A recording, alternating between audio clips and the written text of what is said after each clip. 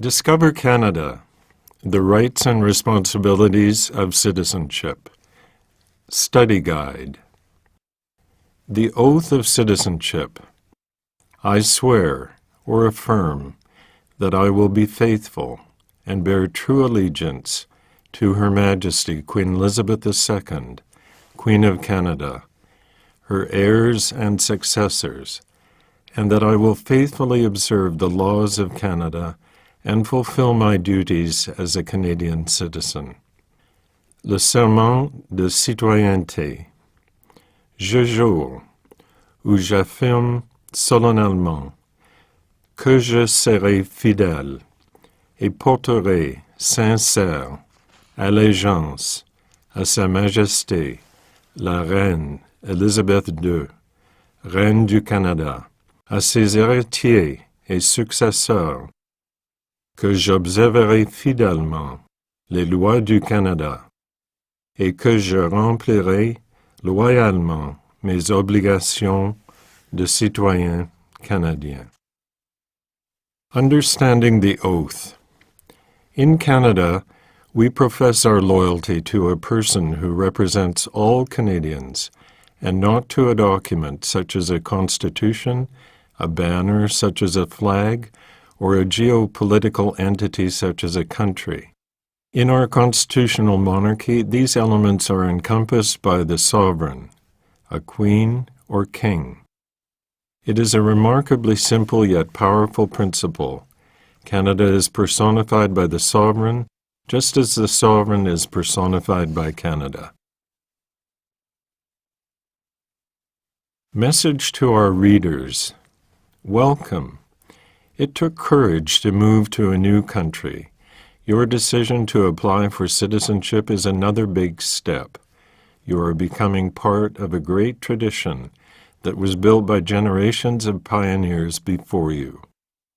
Once you have met all the legal requirements, we hope to welcome you as a new citizen with all the rights and responsibilities of citizenship. Canada has welcomed generations of newcomers to our shores to help us build a free, law-abiding, and prosperous society. For 400 years, settlers and immigrants have contributed to the diversity and richness of our country, which is built on a proud history and a strong identity. Canada is a constitutional monarchy, a parliamentary democracy, and a federal state.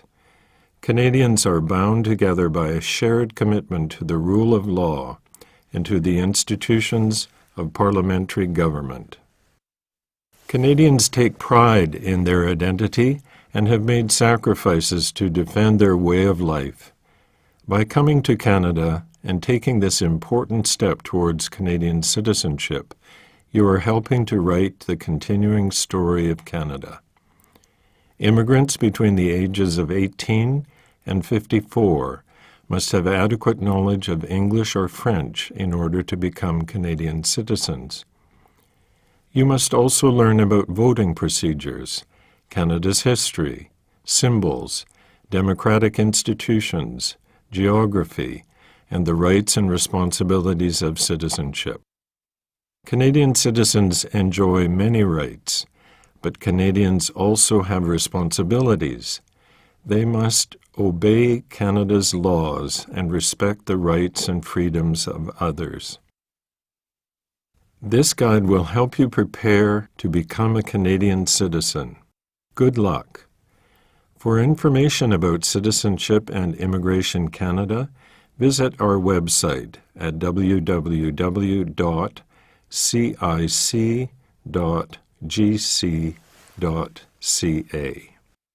Applying for citizenship.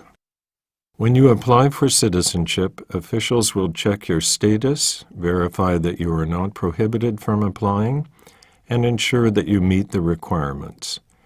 Your application may take several months. Please ensure that the call center always has your correct address while your application is being processed.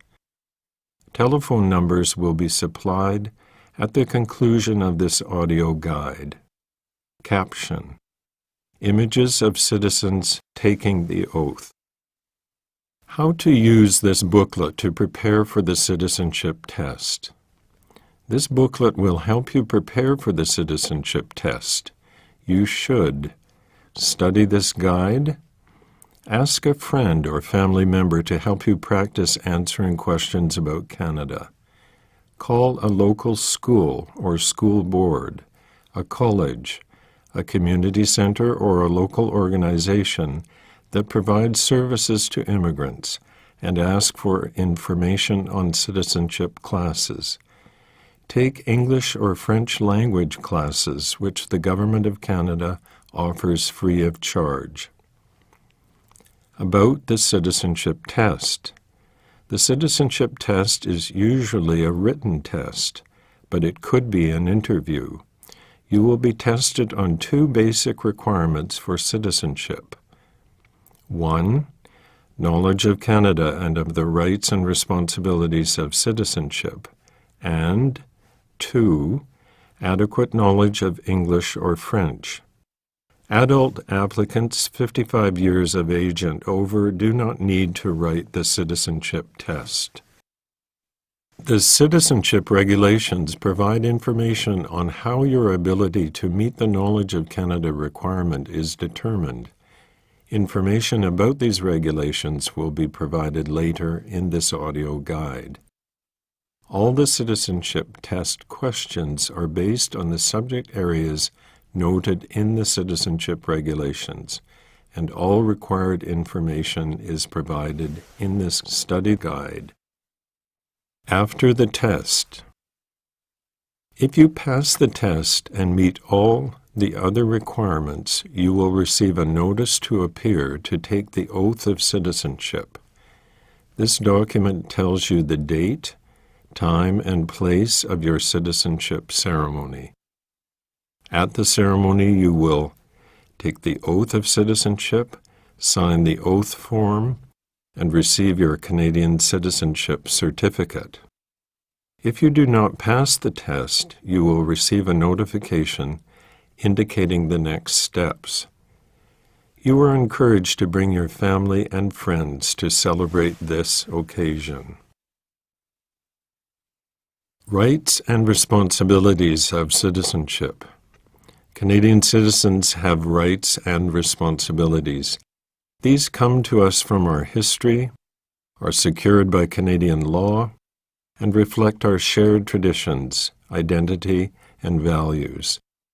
Canadian law has several sources, including laws passed by Parliament and the provincial legislatures, English common law, the Civil Code of France, and the unwritten constitution that we have inherited from Great Britain.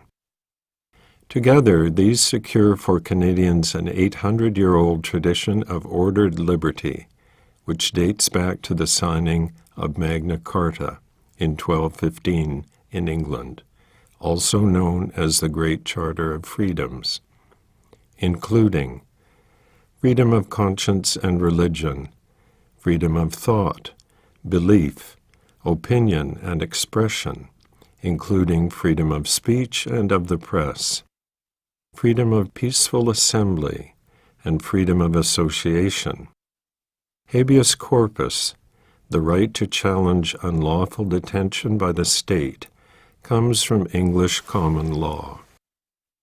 The Constitution of Canada was amended in 1982 to entrench the Canadian Charter of Rights and Freedoms, which begins with the words, "Whereas Canada is founded upon principles that recognize the supremacy of God and the rule of law." This phrase underlines the importance of religious traditions to Canadian society and the dignity and worth of the human person.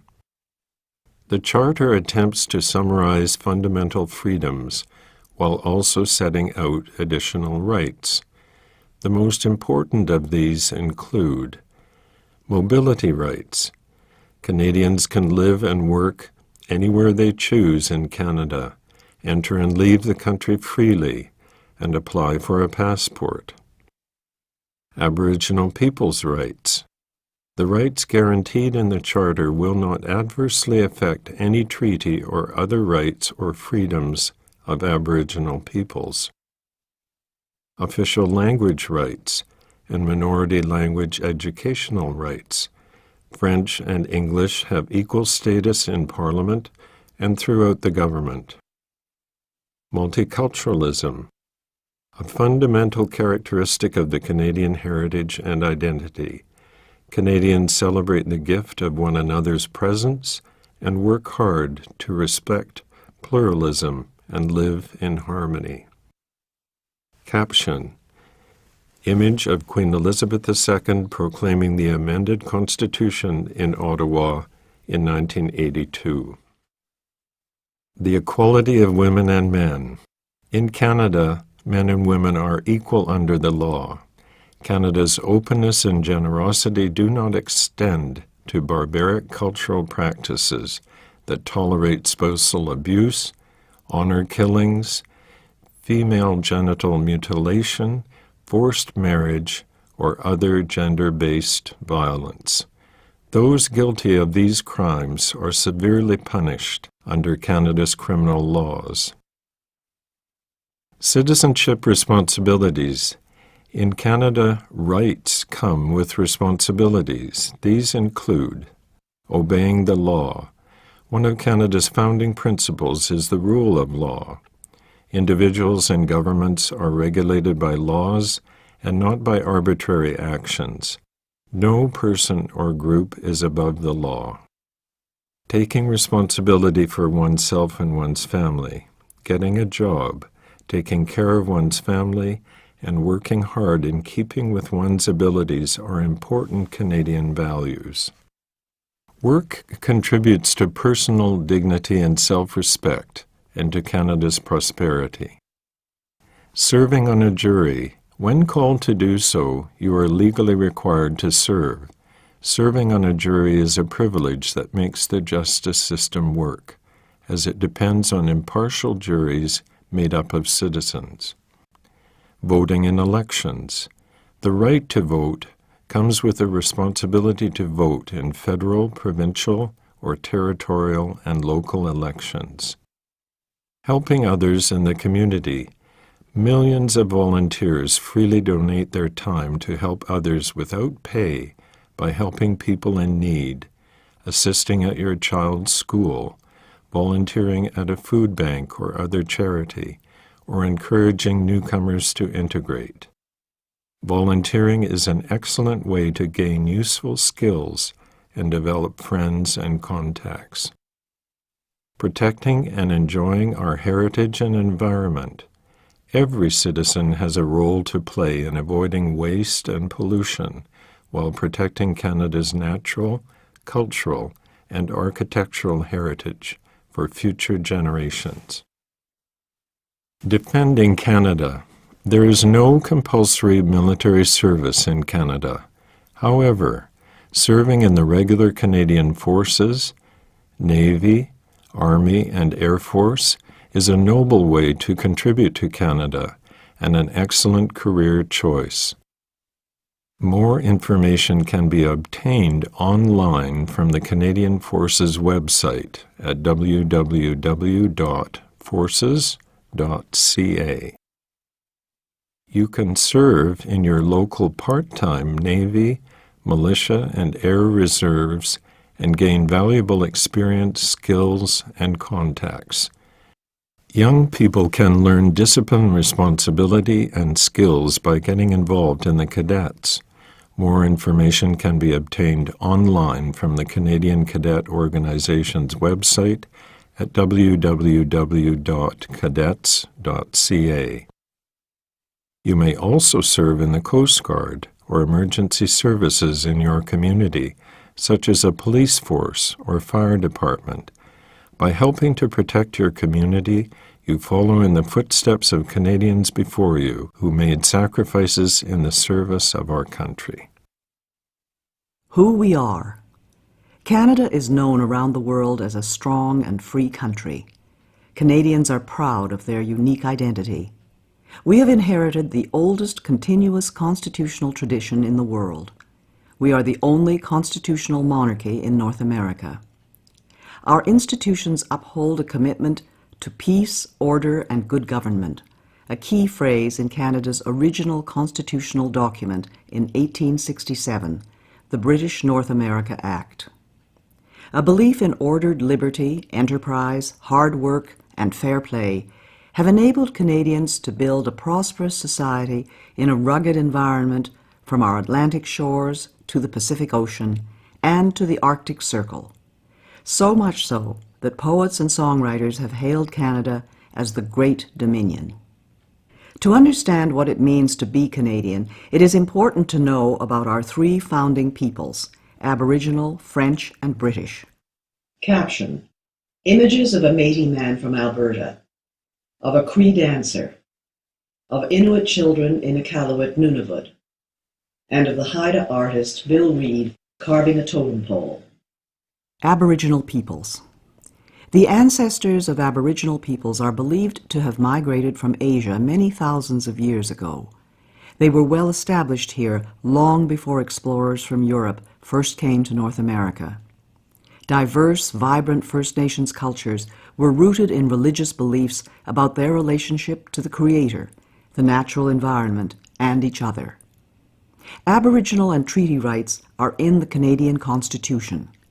Territorial rights were first guaranteed through the Royal Proclamation of 1763 by King George III and established the basis for negotiating treaties with newcomers, treaties that were not always fully respected. From the 1800s until the 1980s, the federal government placed many Aboriginal children in residential schools to educate and assimilate them into mainstream Canadian culture. The schools were poorly funded and inflicted hardship on the students. Some were physically abused. Aboriginal languages and cultural practices were mostly prohibited. In 2008, Ottawa formally apologized to the former students.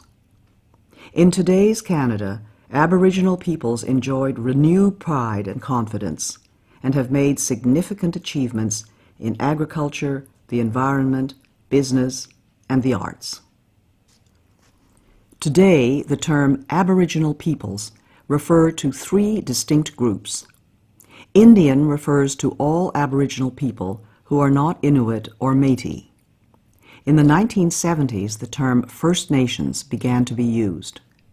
Today, about half of First Nations people live on reserve land in about 600 communities, while the other half live off reserve, mainly in urban centers.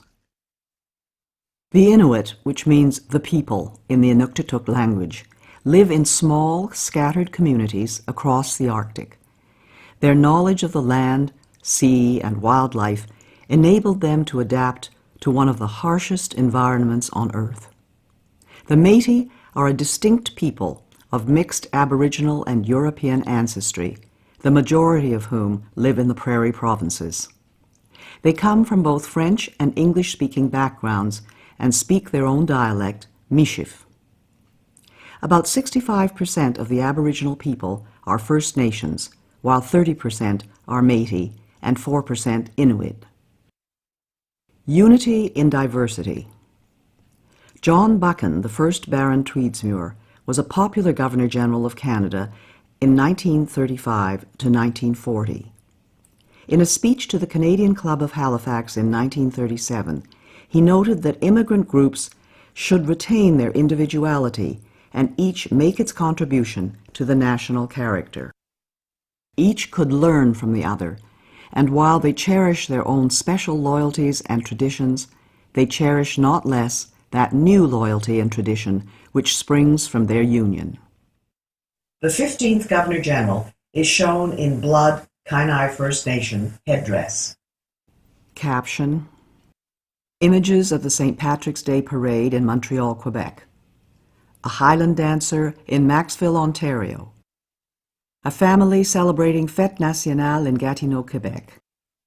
And of an Acadian fiddler in village of Grand'Anse, New Brunswick. English and French. Canadian society today stems largely from the English-speaking and French-speaking Christian civilizations that were brought here from Europe by settlers. English and French define the reality of day-to-day life for most people and are the country's official languages. The federal government is required by law to provide services throughout Canada in English and French. Today, there are 18 million Anglophones, people who speak English as a first language, and 7 million Francophones, people who speak French as their first language.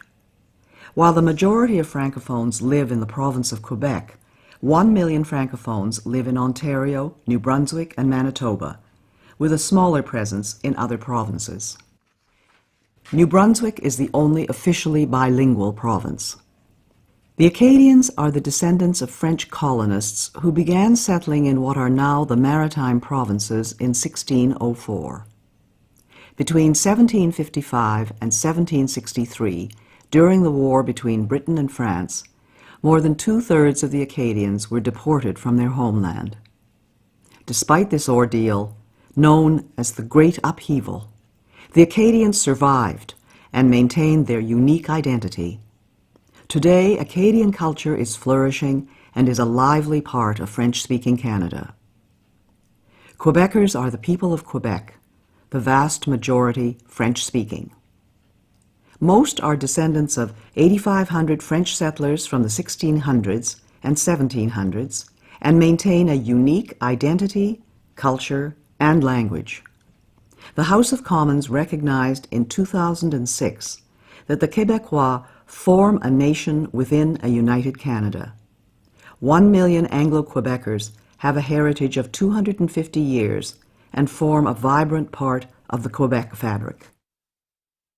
The basic way of life in English-speaking areas was established by hundreds of thousands of English, Welsh, Scottish, and Irish settlers, soldiers, and migrants from the 1600s to the 20th century.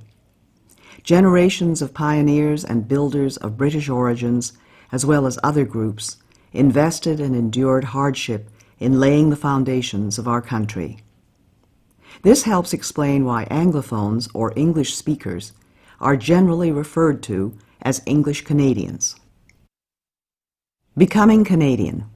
Some Canadians immigrate from places where they have experienced warfare or conflict. Such experiences do not justify bringing to Canada violent, extreme, or hateful prejudices. In becoming Canadian, newcomers are expected to embrace democratic principles, such as the rule of law.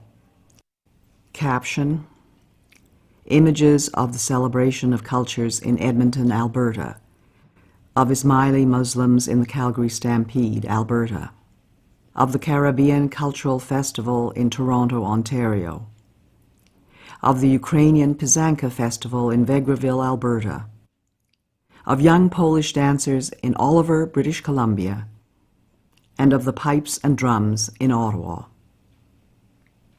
Diversity in Canada. The majority of Canadians were born in this country, and this has been true since the 1800s. However, Canada is often referred to as a land of immigrants because over the past 200 years, millions of newcomers have helped to build and defend our way of life. Many ethnic and religious groups live and work in peace as proud Canadians. The largest groups are the English, French, Scottish, Irish, German, Italian, Chinese, Aboriginal, Ukrainian, Dutch, South Asian, and Scandinavian. Since the 1970s, most immigrants have come from Asian countries. Non-official languages are widely spoken in Canadian homes. Chinese languages are the second most spoken at home after English in 2 of Canada's biggest cities.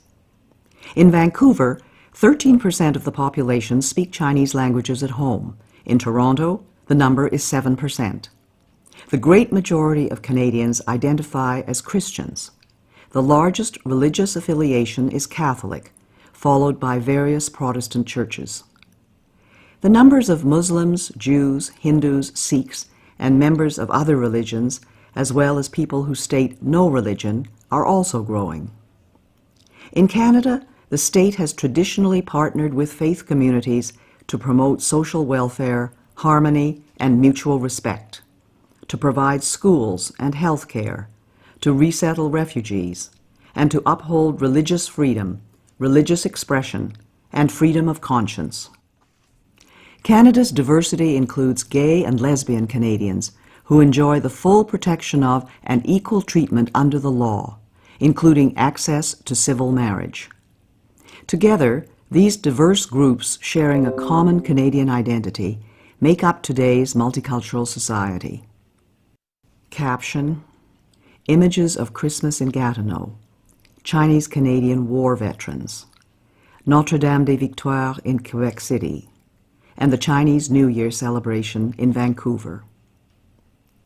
Image of Marjorie Turner Bailey with caption: Olympian Marjorie Turner Bailey of Nova Scotia is a descendant of black loyalists, escaped slaves, and freed men and women of African origin who in the 1780s fled to Canada from America, where slavery remained legal until 1863. Canada's history. Aboriginal peoples.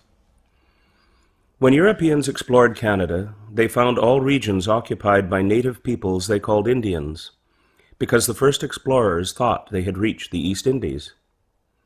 The native people lived off the land, some by hunting and gathering, others by raising crops. The Huron-Wendat of the Great Lake region, like the Iroquois, were farmers and hunters.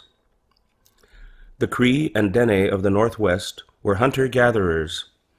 The Sioux were nomadic, following the bison or buffalo herd. The Inuit lived off Arctic wildlife. West Coast natives preserved fish by drying and smoking. Warfare was common among Aboriginal groups as they competed for land, resources, and prestige. The arrival of the European traders, missionaries, soldiers, and colonists changed the native way of life forever.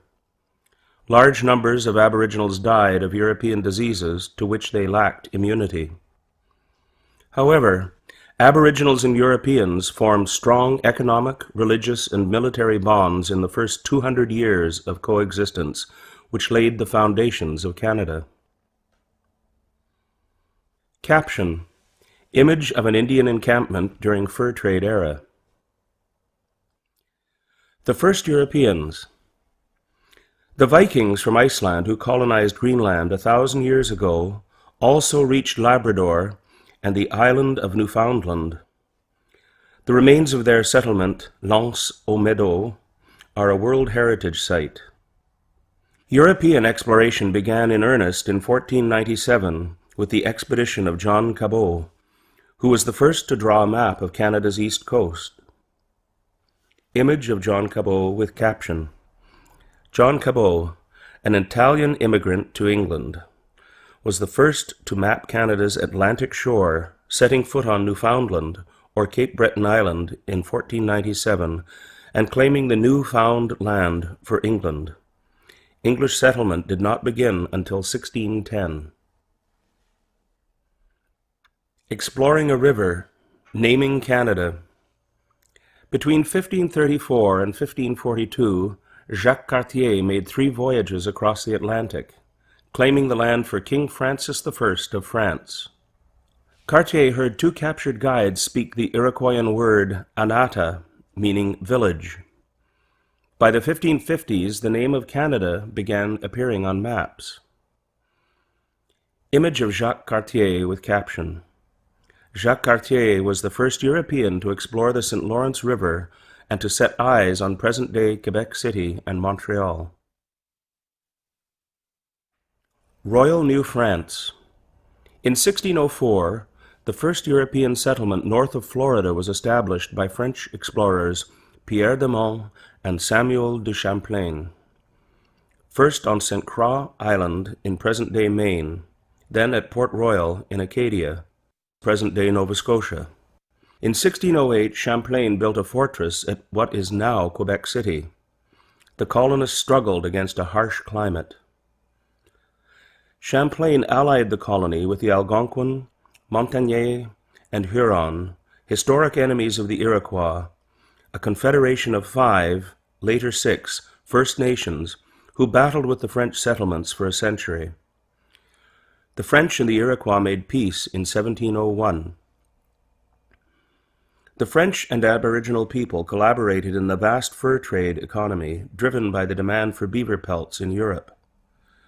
Outstanding leaders like Jean Talon, Bishop Laval, and Count Frontenac built a French empire in North America that reached from Hudson Bay to the Gulf of Mexico. Image of Count Frontenac with caption. Count Frontenac refused to surrender Quebec to the English in 1690, saying, "My only reply will be from the mouths of my cannons." Image of Pierre Le Moyne with caption. Pierre Le Moyne, Sieur d'Iberville, was a great hero of New France, winning many victories over the English, from James Bay in the north to Navy in the Caribbean in the late 17th and early 18th centuries. Struggle for a continent. In 1670, King Charles II of England granted the Hudson's Bay Company exclusive trading rights over the watershed draining into Hudson Bay. For the next 100 years, the company competed with Montreal-based traders. The skilled and courageous men who traveled by canoe were called voyageurs and coureurs des bois, and formed strong alliances with First Nations. English colonies along the Atlantic seaboard dating from the early 1600s eventually became richer and more populous than New France. In the 1700s, France and Great Britain battled for control of North America. In 1759, the British defeated the French in the Battle of the Plains of Abraham at Quebec City, marking the end of France's empire in America. The commanders of both armies, Brigadier James Wolfe and the Marquis de Montcalm, were killed leading their troops in battle. The province of Quebec. Following the war, Great Britain renamed the colony the Province of Quebec. The French-speaking Catholic people, known as habitants or Canadiens, strove to preserve their way of life in the English-speaking Protestant-ruled British Empire. A tradition of accommodation. To better govern the French Roman Catholic majority, the British Parliament passed the Quebec Act of 1774. One of the constitutional foundations of Canada, the Quebec Act, accommodated the principles of British institutions to the reality of the province. It allowed religious freedom for Catholics and permitted them to hold public office, a practice not then allowed in Britain. The Quebec Act restored French civil law while maintaining British criminal law. Image of Sir Guy Carleton with caption. Sir Guy Carleton, also called Lord Dorchester, as governor of Quebec, defended the rights of the Canadiens, defeated an American military invasion of Quebec in 1775, and supervised the Loyalist migration to Nova Scotia and Quebec in 1782 and 83. United Empire Loyalists. In 1776, the 13 British colonies to the south of Quebec declared independence and formed the United States. North America was again divided by war. More than 40,000 people loyal to the Crown, called Loyalists, fled the oppression of the American Revolution to settle in Nova Scotia and Quebec. Joseph Brant led thousands of Loyalist Mohawk Indians into Canada. The Loyalists came from Dutch, German, British, Scandinavian, Aboriginal, and other origins, and from Presbyterian, Anglican, Baptist, Methodist, Jewish, Quaker, and Catholic religious backgrounds. About 3,000 black Loyalists, freedmen, and slaves came north seeking a better life. In turn, in 1792, some black Nova Scotians who were given poor land moved on to establish Freetown, Sierra Leone, West Africa, a new British colony for freed slaves. The beginnings of democracy. Democratic institutions developed gradually and peacefully. The first representative assembly was elected in Halifax, Nova Scotia in 1758. Prince Edward Island followed in 1773, New Brunswick in 1785. The Constitutional Act of 1791 divided the province of Quebec into Upper Canada, later Ontario, which was mainly Loyalist, Protestant and English-speaking, and Lower Canada, later Quebec, heavily Catholic and French-speaking. The Act also granted to the Canadas, for the first time, legislative assemblies elected by the people. The name Canada also became official at this time and has been used ever since. The Atlantic colonies and the two Canadas were known collectively as British North America. Image of the Assembly of Lower Canada with caption. The first elected Assembly of Lower Canada in Quebec City debates whether to use both French and English. January the 21st, 1793. Abolition of slavery. Slavery has existed all over the world, from Asia, Africa, and the Middle East to the Americas. The first movement to abolish the transatlantic slave trade emerged in the British Parliament in the late 1700s. In 1793, Upper Canada, led by Lieutenant Governor John Graves Simcoe, a Loyalist military officer, became the first province in the Empire to move toward abolition. In 1807, the British Parliament prohibited the buying and selling of slaves, and in 1833 abolished slavery throughout the Empire. Thousands of slaves escaped from the United States, followed the North Star, and settled in Canada via the Underground Railroad, a Christian anti-slavery network. Image of Lieutenant Colonel John Graves Simcoe with caption. Lieutenant Colonel John Graves Simcoe was Upper Canada's first Lieutenant Governor and founder of the city of York, now Toronto. Simcoe also made Upper Canada the first province in the British Empire to abolish slavery. Image of Marianne Shad Carey with caption. Marianne Shad Carey was an outspoken activist in the movement to abolish slavery in the USA. In 1853, she became the first woman publisher in Canada, helping to found and edit the Provincial Freeman, a weekly newspaper dedicated to anti-slavery, black immigration to Canada, temperance, urging people to drink less alcohol, and upholding British rule. A growing economy. The first companies in Canada were formed during the French and British regimes and competed for the fur trade. The Hudson's Bay Company, with French, British, and Aboriginal employees, came to dominate the trade in the Northwest, from Fort Garry, now Winnipeg, and Fort Edmonton, to Fort Langley near Vancouver, and Fort Victoria, trading posts that later became cities.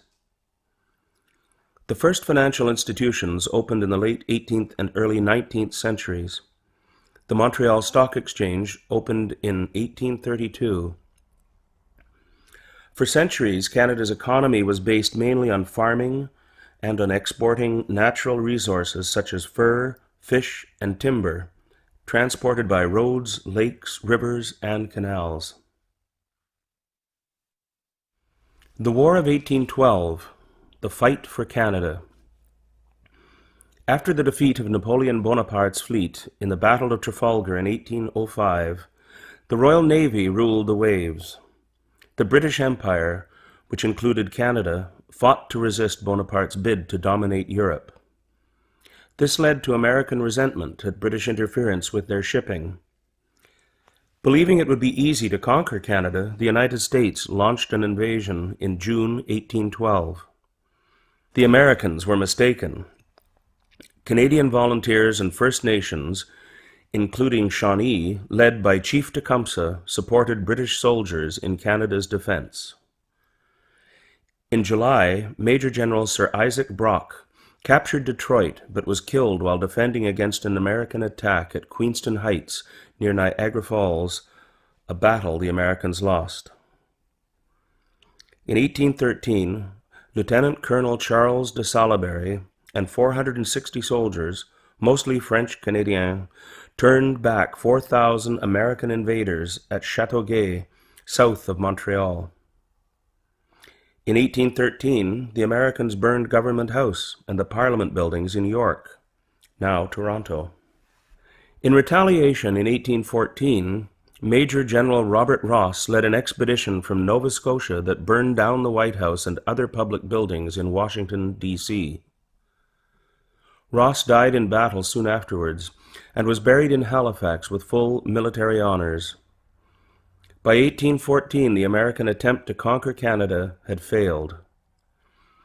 The British paid for a costly Canadian defense system, including the citadels at Halifax and Quebec City, the naval dry dock at Halifax and Fort Henry at Kingston, today popular historic sites.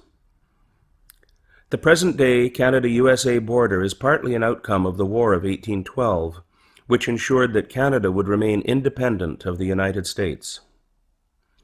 Image of a Royal Navy frigate with caption, HMS Shannon, a Royal Navy frigate, leads the captured USS Chesapeake into Halifax Harbor, 1813. There were also naval battles on the Great Lakes. Image of Brock and Tecumseh with caption, Major General Sir Isaac Brock and Chief Tecumseh. Together, British troops, First Nations, and Canadian volunteers defeated an American invasion in 1812 to 1814. Image of a militiaman with caption, French-Canadian militiaman helped defend Canada in the War of 1812. Image of the Duke of Wellington with caption, The Duke of Wellington sent some of his best soldiers to defend Canada in 1814. He then chose Bytown, Ottawa, as the endpoint of the Rideau Canal, part of a network of forts to prevent the USA from invading Canada again.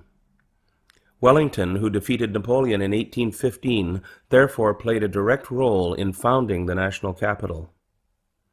Image of Laura Secord with caption, In 1813, Laura Secord, pioneer wife and mother of 5 children, made a dangerous 19-mile or 30-kilometer journey on foot to warn Lieutenant James Fitzgibbon of a planned American attack. Her bravery contributed to victory at the Battle of Beaver Dams. She is recognized as a heroine to this day. Rebellions of 1837-1838. In the 1830s, reformers in Upper and Lower Canada believed that progress toward full democracy was too slow. Some believed Canada should adopt American Republican values or even try to join the United States. When armed rebellions occurred in 1837-1838 in the area outside Montreal and in Toronto, the rebels did not have enough public support to succeed. They were defeated by British troops and Canadian volunteers. A number of rebels were hanged or exiled. Some exiles later returned to Canada. Lord Durham, an English reformer sent to report on the rebellions, recommended that Upper and Lower Canada be merged and given responsible government. This meant that the ministers of the Crown must have the support of a majority of the elected representatives in order to govern. Controversially, Lord Durham also said that the quickest way for the Canadiens to achieve progress was to assimilate into English-speaking Protestant culture. This recommendation demonstrated a complete lack of understanding of French Canadians, who sought to uphold the distinct identity of French Canada. Some reformers, including Sir Etienne Paschal-Taché and Sir Georges-Étienne Cartier, later became fathers of Confederation, as did a former member of the voluntary government militia in Upper Canada, Sir John A. Macdonald. Responsible government. In 1840, Upper and Lower Canada were united as the province of Canada. Reformers such as Sir Louis Hippolyte Lafontaine and Robert Baldwin, in parallel with Joseph Howe in Nova Scotia, worked with British governors toward responsible government. The first British North American colony to attain full responsible government was Nova Scotia in 1847 to 1848. In 1848 and 1849, the Governor of United Canada, Lord Elgin, with encouragement from London, introduced responsible government. This is the system that we have today. If the government loses a confidence vote in the Assembly, it must resign. Lafontaine, a champion of democracy and French language rights, became the first leader of a responsible government in the Canadas.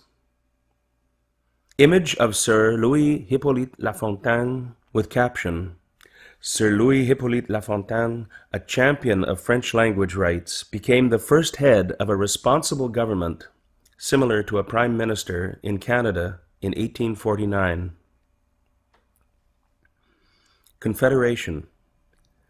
From 1864 to 1867, representatives of Nova Scotia, New Brunswick, and the province of Canada, with British support, worked together to establish a new country. These men are known as the Fathers of Confederation. They created two levels of government, federal and provincial. The old province of Canada was split into two new provinces, Ontario and Quebec, which together with New Brunswick and Nova Scotia formed the new country called the Dominion of Canada. Each province would elect its own legislature and have control of such areas as education and health. The British Parliament passed the British North America Act in 1867. The Dominion of Canada was officially born on July 1, 1867. Until 1982, July 1st was celebrated as Dominion Day to commemorate the day that Canada became a self-governing dominion. Today it is officially known as Canada Day. Image of the Fathers of Confederation with caption, The Fathers of Confederation established the Dominion of Canada on July 1, 1867, the birth of the country that we know today. Image of Dominion of Canada $1 bill with caption, Dominion of Canada $1 bill, 1923, showing King George V, who assigned Canada's national colors, white and red, in 1921, the colors of our national flag today. Dominion from sea to sea. Sir Leonard Tilley, an elected official and father of Confederation from New Brunswick, suggested the term Dominion of Canada in 1864. He was inspired by Psalm 72 in the Bible, which refers to dominion from sea to sea and from the river to the ends of the earth. This phrase embodied the vision of building a powerful, united, wealthy, and free country that spanned a continent. The title was written into the Constitution, was used officially for about 100 years, and remains part of our heritage today. Expansion of the Dominion. The following list identifies when the provinces and territories became part of Canada. 1867, Ontario, Quebec, Nova Scotia, and New Brunswick. 1870, Manitoba and the Northwest Territories. 1871, British Columbia. 1873, Prince Edward Island. 1880, the Arctic Islands were transferred to the Northwest Territories. 1898, the Yukon Territory. 1905, Alberta and Saskatchewan. 1949, Newfoundland and Labrador. 1999, Nunavut. Did you know? In the 1920s, some believed that the British West Indies, British territories in the Caribbean Sea, should become part of Canada. This did not occur, though Canada and Commonwealth Caribbean countries and territories enjoy close ties today. Canada's first Prime Minister. In 1867, Sir John Alexander Macdonald, a father of Confederation, became Canada's first Prime Minister. Born in Scotland on January 11, 1815, he came to Upper Canada as a child. He was a lawyer in Kingston, Ontario, a gifted politician, and a colorful personality. Parliament has recognized January the 11th as Sir John A. Macdonald Day. His portrait is on the $10 bill. Caption: Image of Sir John Macdonald. Sir George Etienne Cartier was the key architect of Confederation from Quebec. A railway lawyer, Montrealer, close ally of Macdonald and patriotic Canadien, Cartier led Quebec into Confederation and helped negotiate the entry of the Northwest Territories, Manitoba, and British Columbia into Canada. Challenge in the West. When Canada took over the vast Northwest region from the Hudson's Bay Company in 1869, the 12,000 Métis of the Red River were not consulted. In response, Louis Riel led an armed uprising and seized Fort Garry, the territorial capital. Canada's future was in jeopardy. How could the Dominion reach from sea to sea if it could not control the interior? Ottawa sent soldiers to retake Fort Garry in 1870. Riel fled to the United States, and Canada established a new province, Manitoba.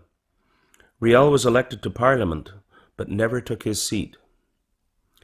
Later, as Métis and Indian rights were again threatened by westward settlement, a second rebellion in 1885 in present-day Saskatchewan led to Riel's trial and execution for high treason, a decision that was strongly opposed in Quebec. Riel is seen by many as a hero, a defender of Métis rights and the father of Manitoba. After the first Métis uprising, Prime Minister Macdonald established the Northwest Mounted Police in 1873 to pacify the West and assist in negotiations with the Indians. The Northwest Mounted Police founded Fort Calgary, Fort Macleod, and other centers that today are cities and towns. Regina became its headquarters.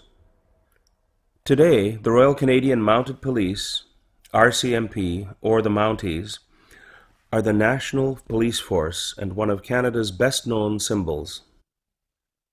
Some of Canada's most colourful heroes, such as Major General Sir Sam Steele, came from the ranks of the Mounties.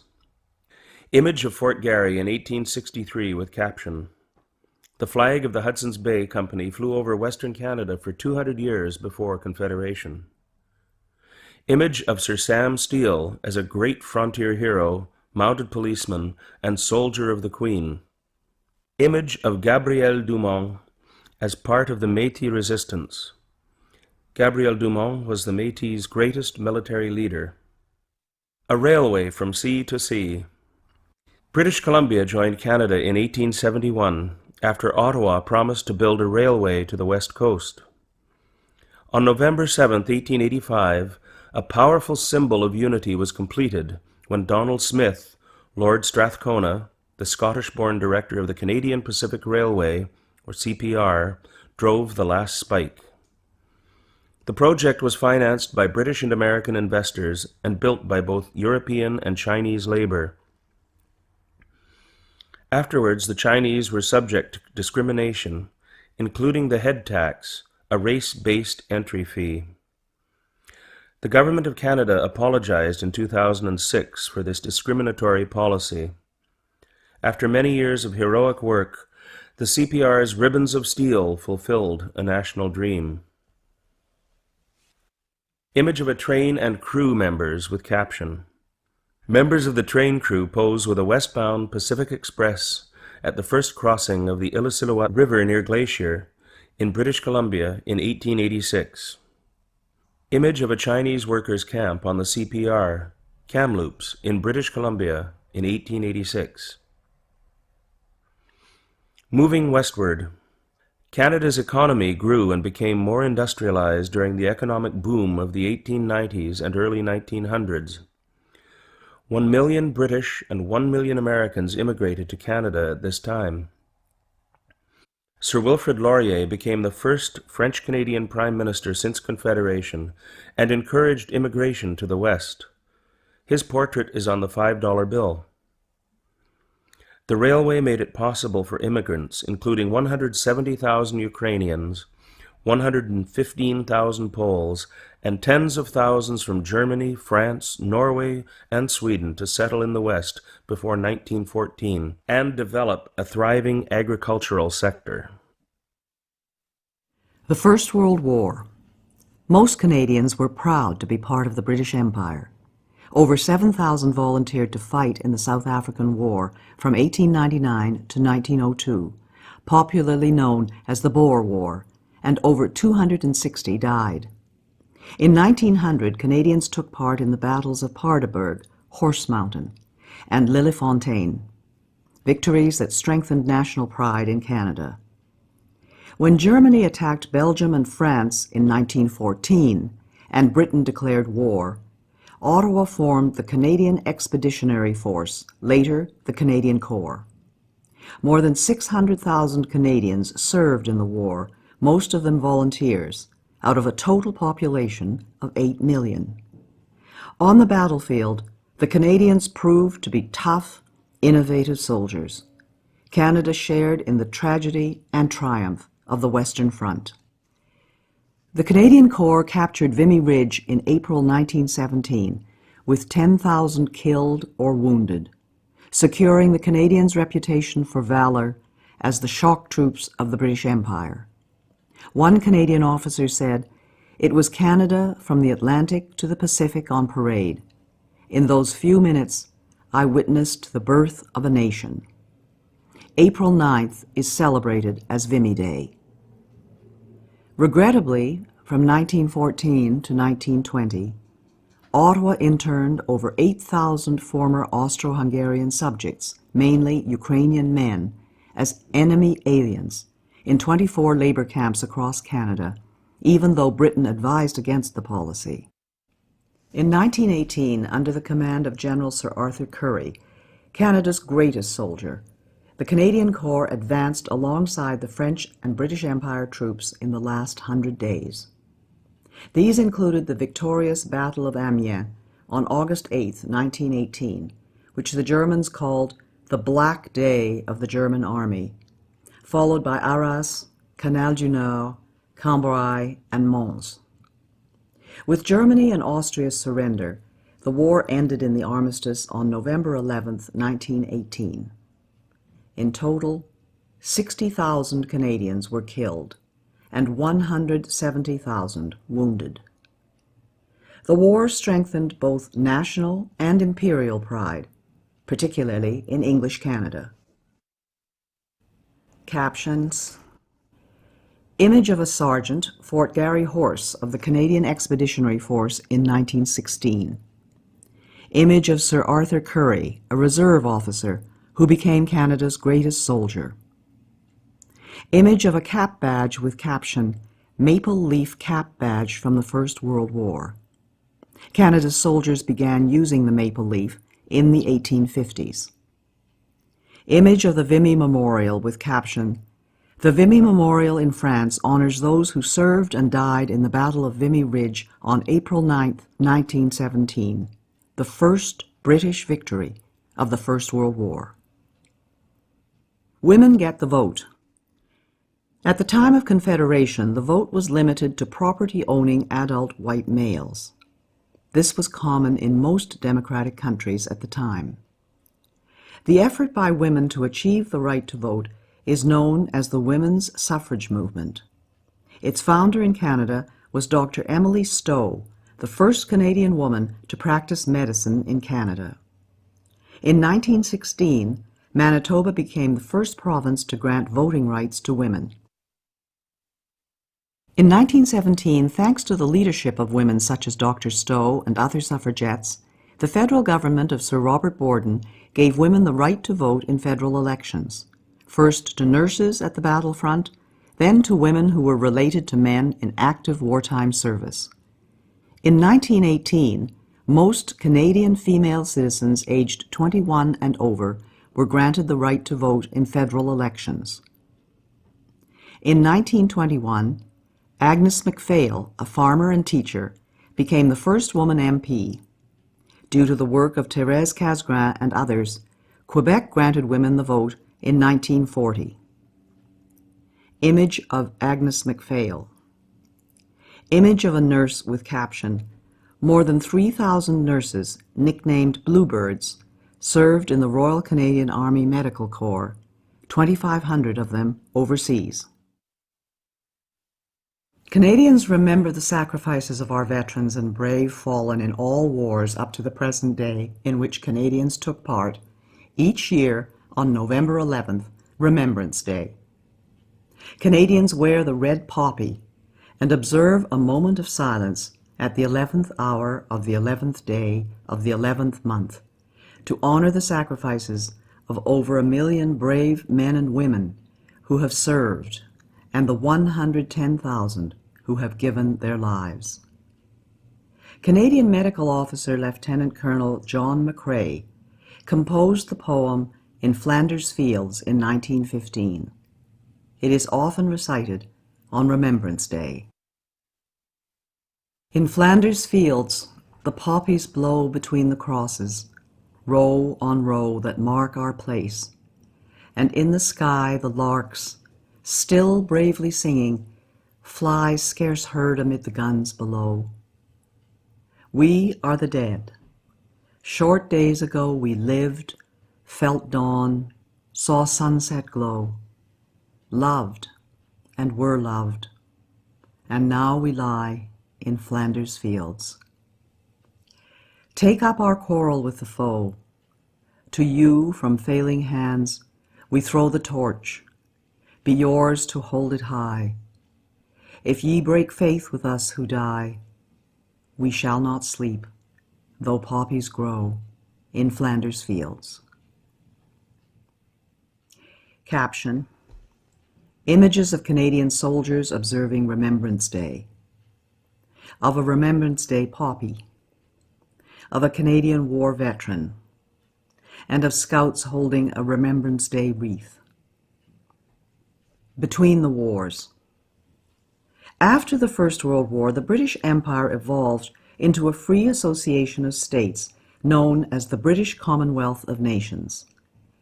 Canada remains a leading member of the Commonwealth to this day, together with other successor states of the Empire such as India, Australia, New Zealand, and several African and Caribbean countries.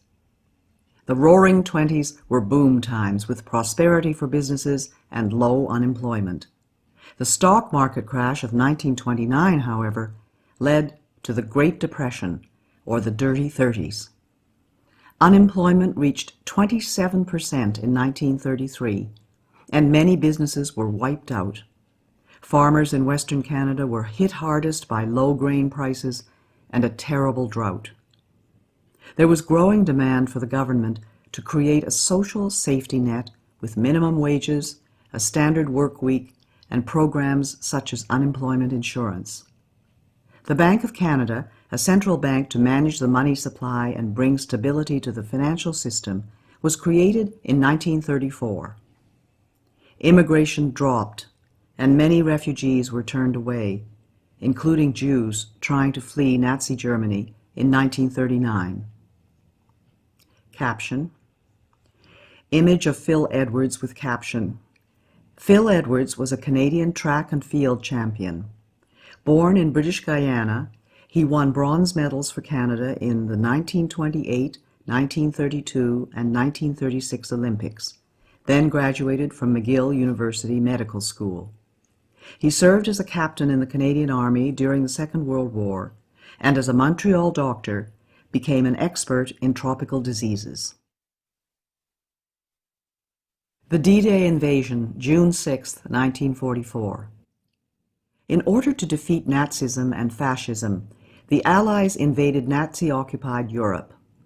Canadians took part in the liberation of Italy in 1943 to 1944. In the epic invasion of Normandy in northern France on June 6, 1944, known as D-Day, 15,000 Canadian troops stormed and captured Juno Beach from the German army, a great national achievement. Approximately 1 in 10 Allied soldiers on D-Day was Canadian.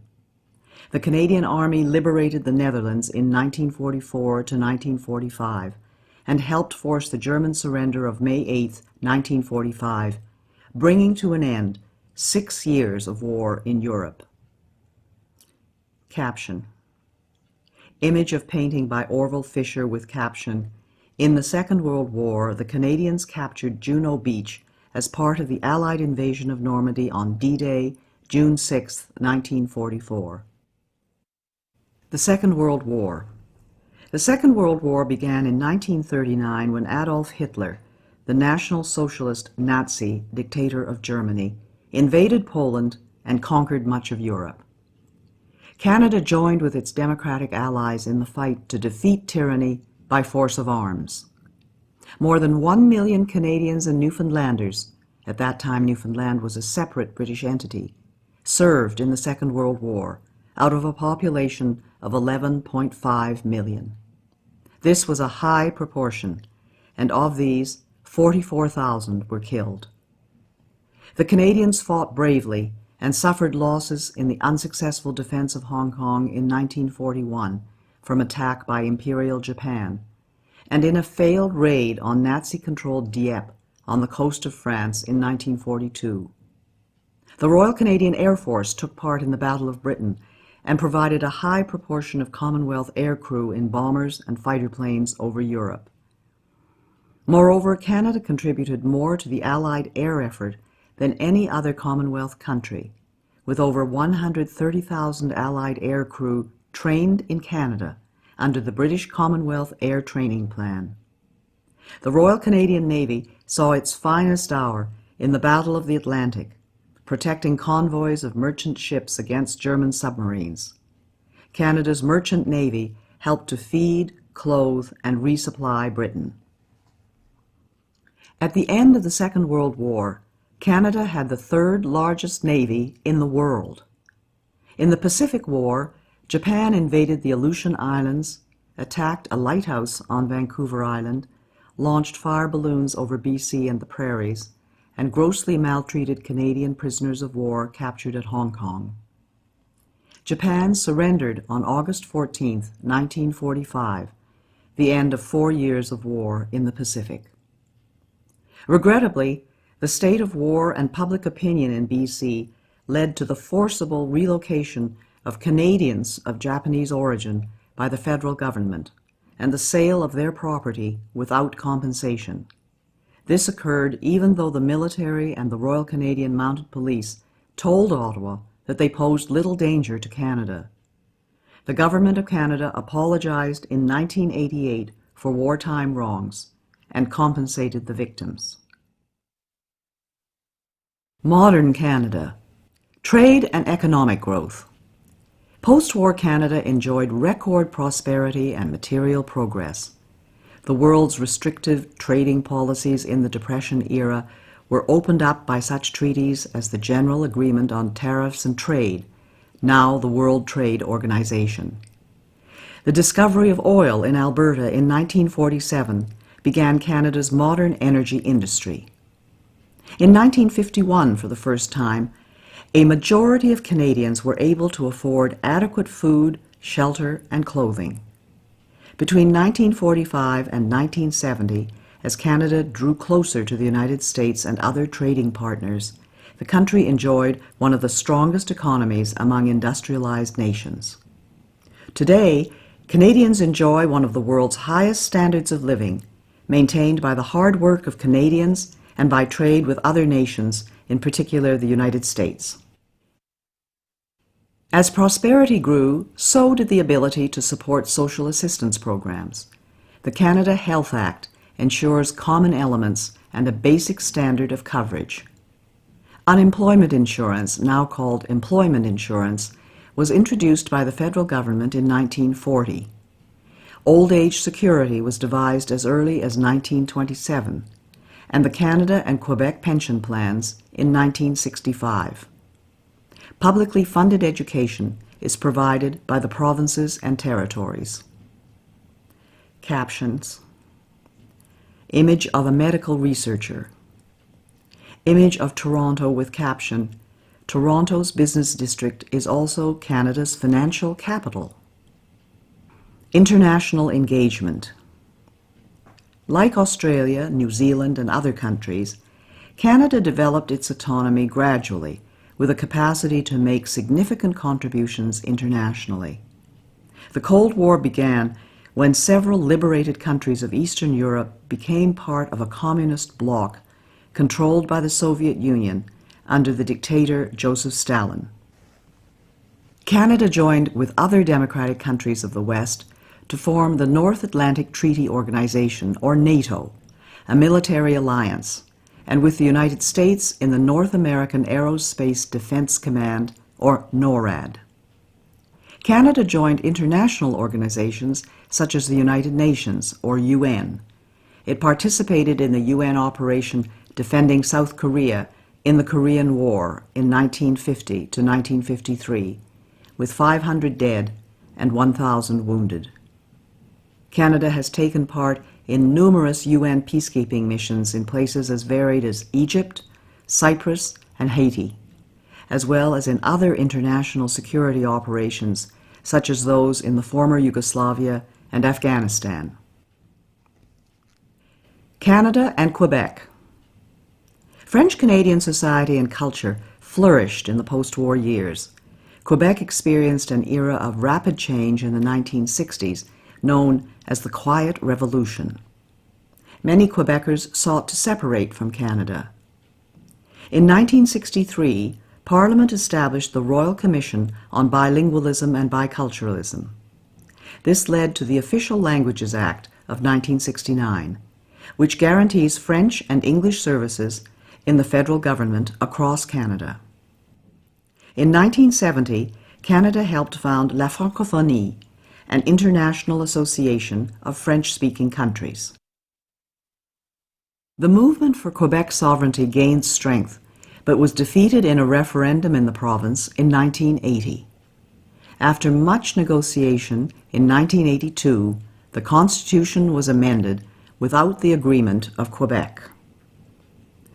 Though sovereignty was again defeated in a second referendum in 1995, the autonomy of Quebec within Canada remains a lively topic, part of the dynamic that continues to shape our country. A changing society. As social values changed over more than 50 years, Canada became a more flexible and open society. Many took advantage of expanding secondary and post-secondary educational opportunities, and a growing number of women entered the professional workforce.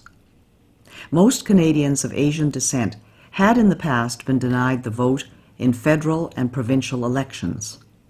In 1948, the last of these, the Japanese Canadians, gained the right to vote. Aboriginal people were granted the vote in 1960. Today, every citizen over the age of 18 may vote. Canada welcomed thousands of refugees from communist oppression, including about 37,000 who escaped Soviet tyranny in Hungary in 1956. With the communist victory in the Vietnam War in 1975, many Vietnamese fled, including over 50,000 who sought refuge in Canada. The idea of multiculturalism as a result of 19th and 20th century immigration gained a new impetus. By the 1960s, 1/3 of Canadians had origins that were neither British nor French, and took pride in preserving their distinct culture in the Canadian fabric. Today, diversity enriches Canadians' lives, particularly in our cities. Captions. Images of a Vietnamese Canadian parade and of an F-86 Sabre from the Royal Canadian Air Force. Arts and culture in Canada. Canadian artists have a long history of achievement in which Canadians take pride. Artists from all regions reflect and define our culture and forms of creative expression, and have achieved greatness both at home and abroad. Canadians have made significant contributions to literature in English and in French. Novelists, poets, historians, educators, and musicians have had a significant cultural impact. Men and women of letters included Stephen Leacock, Louis Aymon, Sir Charles G.D. Roberts, Pauline Johnson, Émile Nelligan, Robertson Davies, Margaret Lawrence, and Mordecai Richler. Musicians such as Sir Ernest Macmillan and Healy Willan won renown in Canada and abroad. Writers such as Joy Kagawa, Michael Ondaatje, and Rohinton Mistry have diversified Canada's literary experience. In the visual arts, Canada is historically perhaps best known for the Group of Seven, founded in 1920, who developed a style of painting to capture the rugged wilderness landscapes. Emily Carr painted the forests and Aboriginal artifacts of the West Coast. Les Automatistes of Quebec were pioneers of modern abstract art in the 1950s, most notably Jean-Paul Riopelle. Quebec's Louis-Philippe Hébert was a celebrated sculptor of historical figures. Kainayuk Achivak pioneered modern Inuit art with etchings, prints, and soapstone sculptures. Canada has a long and respected performing arts history, with a network of regional theatres and world-renowned performing arts companies. The films of Denis Arcand have been popular in Quebec and across the country and have won international awards. Other noteworthy Canadian filmmakers include Norman Jewison and Atta Magoyan. Canadian television has had a popular following. Captions: images of Cirque du Soleil and of Tom Thomson's painting The Jack Pine. Sports have flourished as all provinces and territories have produced amateur and professional star athletes and Olympic medal winners. Basketball was invented by Canadian James Naismith in 1891. Many major league sports boast Canadian talent, and in the national sport of ice hockey, Canadian teams have dominated the world. In 1996, at the Olympic Summer Games, Donovan Bailey became a world record sprinter and double Olympic gold medalist. Chantal Petitclerc became a world champion wheelchair racer and Paralympic gold medalist.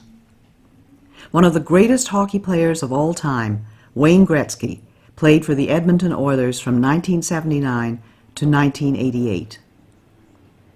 In 1980, Terry Fox, a British Columbian who lost his right leg to cancer at the age of 18, began a cross-country run, the Marathon of Hope, to raise money for cancer research. He became a hero to Canadians.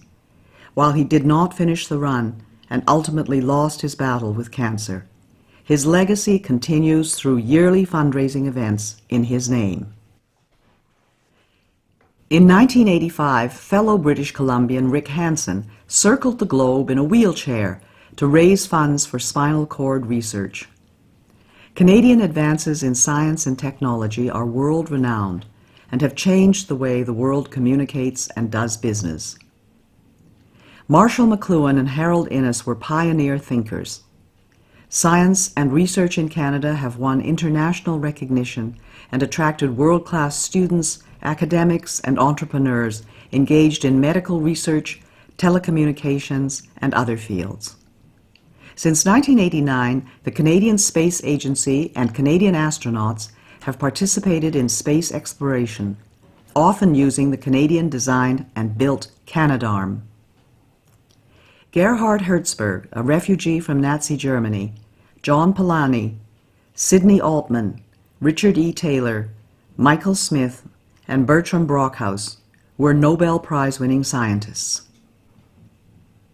Captions: images of Donovan Bailey, Chantal Petitclerc, Terry Fox, and Wayne Gretzky. Image of Mark Tewksbury with caption, Mark Tewksbury, Olympic gold medalist and prominent activist for gay and lesbian Canadians. Image of Paul Henderson with caption, in 1972, Paul Henderson scored the winning goal for Canada in the Canada-Soviet Summit Series. This goal is often referred to as the goal heard around the world and is still remembered today as an important event in both sports and cultural history. Image of Catriona LeMay Doan with caption, Catriona LeMay Doan carries the flag after winning a gold medal in speed skating at the 2002 Olympic Winter Games. Image of a Canadian football game with caption, Canadian football is a popular game that differs in a number of ways from American football. Professional teams in the Canadian Football League, CFL, compete for the Championship Grey Cup, donated by Lord Grey, the Governor-General, in 1909. Great Canadian discoveries and inventions. Canadians have made various discoveries and inventions. Some of the most famous are listed below. Alexander Graham Bell hit on the idea of the telephone at his summer house in Canada. Joseph Armand Bombardier invented the snowmobile, a lightweight winter vehicle. Sir Sanford Fleming invented the worldwide system of standard time zones. Matthew Evans and Henry Woodward together invented the first electric light bulb and later sold the patent to Thomas Edison, who more famously commercialized the light bulb. Reginald Fessenden contributed to the invention of radio, sending the first wireless voice message in the world. Dr. Wilder Penfield was a pioneering brain surgeon at McGill University in Montreal and was known as the greatest living Canadian. Dr. John A. Hopps invented the first cardiac pacemaker, used today to save the lives of people with heart disorders. Spar Aerospace and the National Research Council invented the Canadarm, a robotic arm used in outer space. Mike Lazaradis and Jim Balsillie of Research in Motion, a wireless communications company known for its most famous invention, the BlackBerry. Caption: Image of Canadian scientific innovation at work with Canadarm2. Image of Sir Frederick Banting with caption: Sir Frederick Banting of Toronto and Charles Best discovered insulin, a hormone to treat diabetes that has saved 16 million lives worldwide. Want to learn more about Canada's history? Visit a museum or national historic site. Through artifacts, works of art, stories, images, and documents, museums explore the diverse events and accomplishments that formed Canada's history. Museums can be found in almost every city and town across Canada. National historic sites are located in all provinces and territories and include such diverse places as battlefields, archaeological sites, buildings, and sacred spaces. To find a museum or national historic site in your community or region, visit the websites of the Virtual Museum of Canada and Parks Canada listed at the end of this guide. The prosperity and diversity of our country depend on all Canadians working together to face challenges of the future. In seeking to become a citizen, you are joining a country that with your active participation will continue to grow and thrive. How will you make your contribution to Canada? How Canadians govern themselves. There are three key facts about Canada's system of government. Our country is a federal state, a parliamentary democracy, and a constitutional monarchy.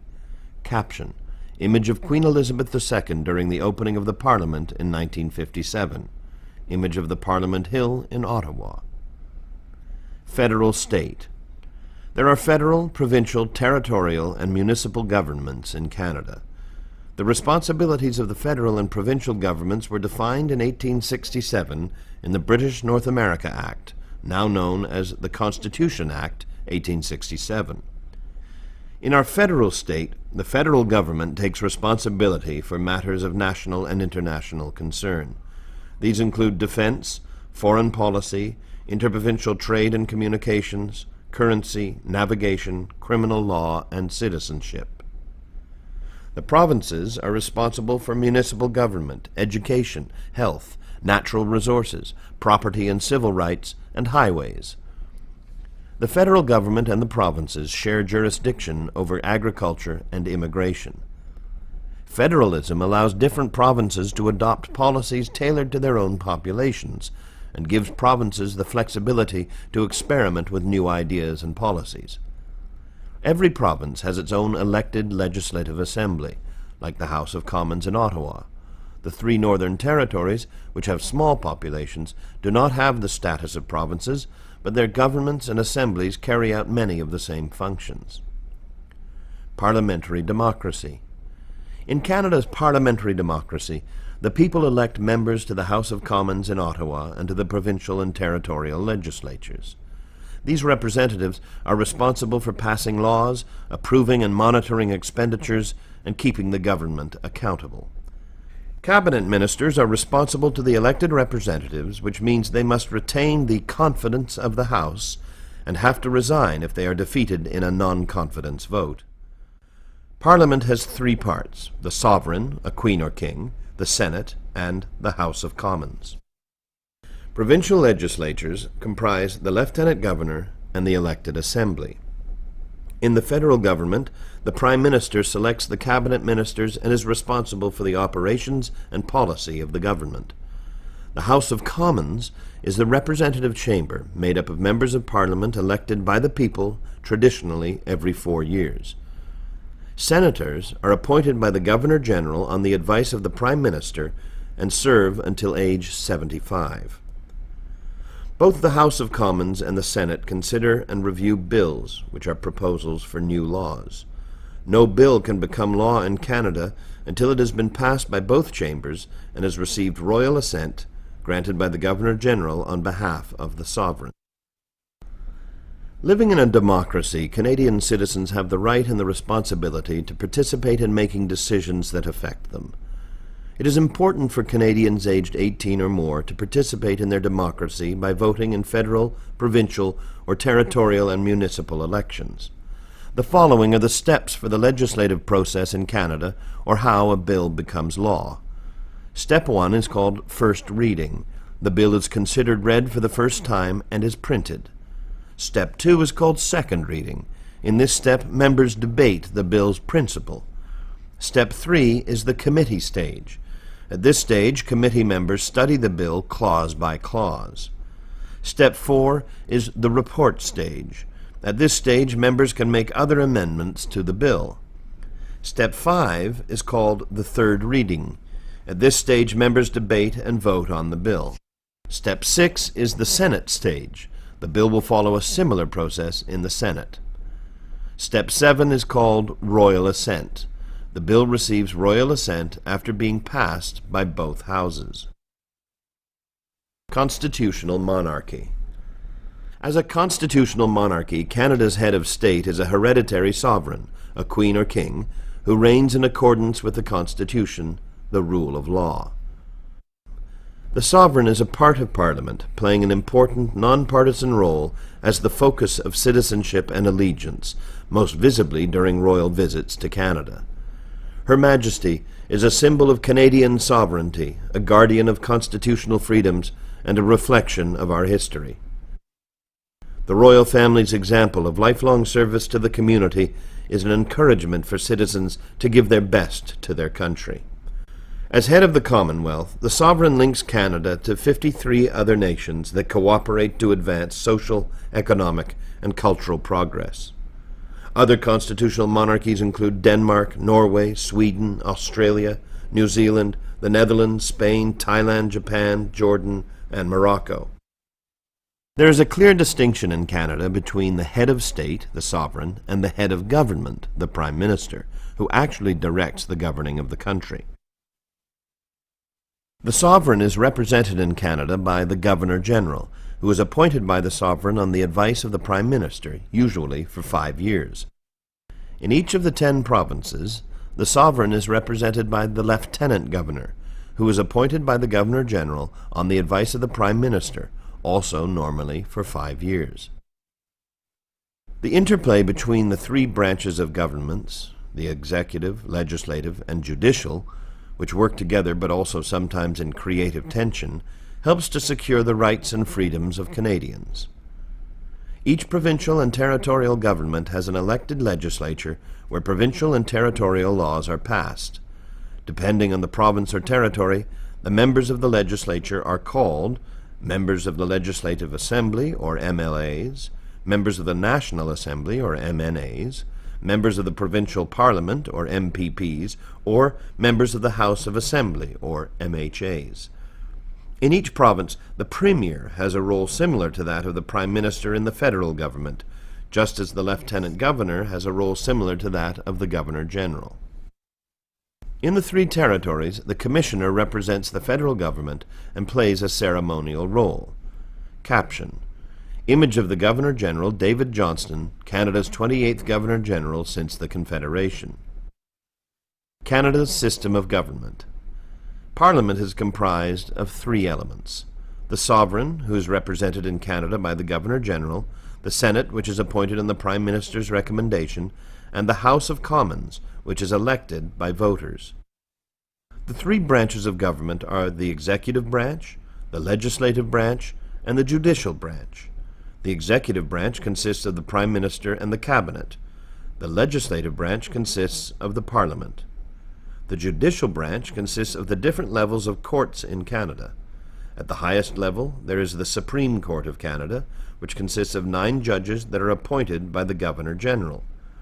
The Federal Court of Canada and the provincial courts are also part of the judiciary. Federal elections. Canadians vote in elections for the people they want to represent them in the House of Commons. In each election, voters may re-elect the same members of the House of Commons or choose new ones.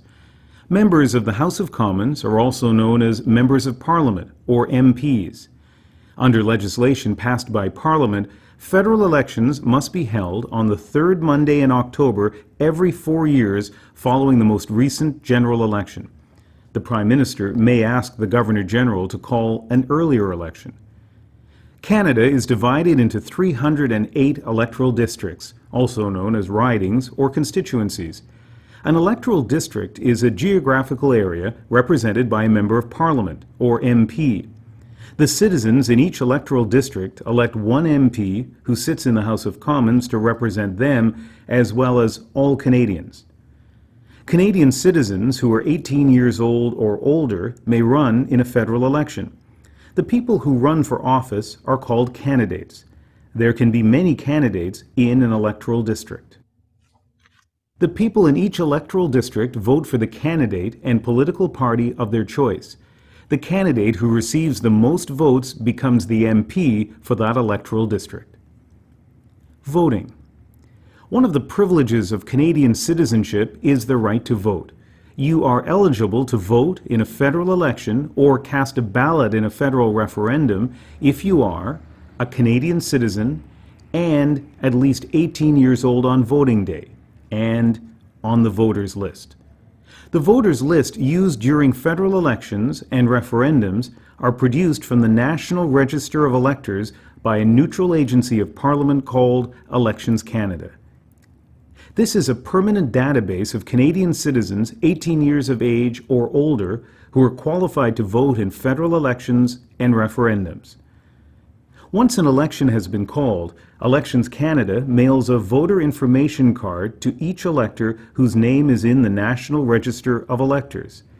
The card lists when and where you vote and the number to call if you require an interpreter or other special services.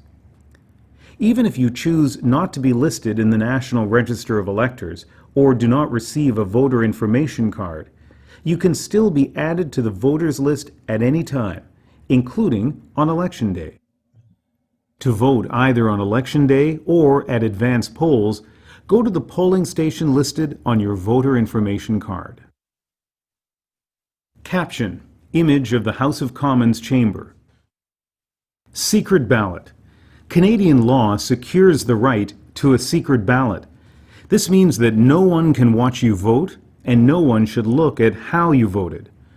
You may choose to discuss how you voted with others, but no one, including family members, your employer, or union representative, has the right to insist that you tell them how you voted. Immediately after the polling stations close, election officers count the ballots, and the results are announced on radio and television and in the newspapers. After an election. Ordinarily, after an election, the leader of the political party with the most seats in the House of Commons is invited by the Governor-General to form the government. After being appointed by the Governor-General, the leader of this party becomes the Prime Minister. If the party in power holds at least half of the seats in the House of Commons, this is called a majority government. If the party in power holds less than half of the seats in the House of Commons, this is called a minority government. The Prime Minister and the party in power run the government as long as they have the support or confidence of the majority of the MPs. When the House of Commons votes on a major issue such as the budget, this is considered a matter of confidence.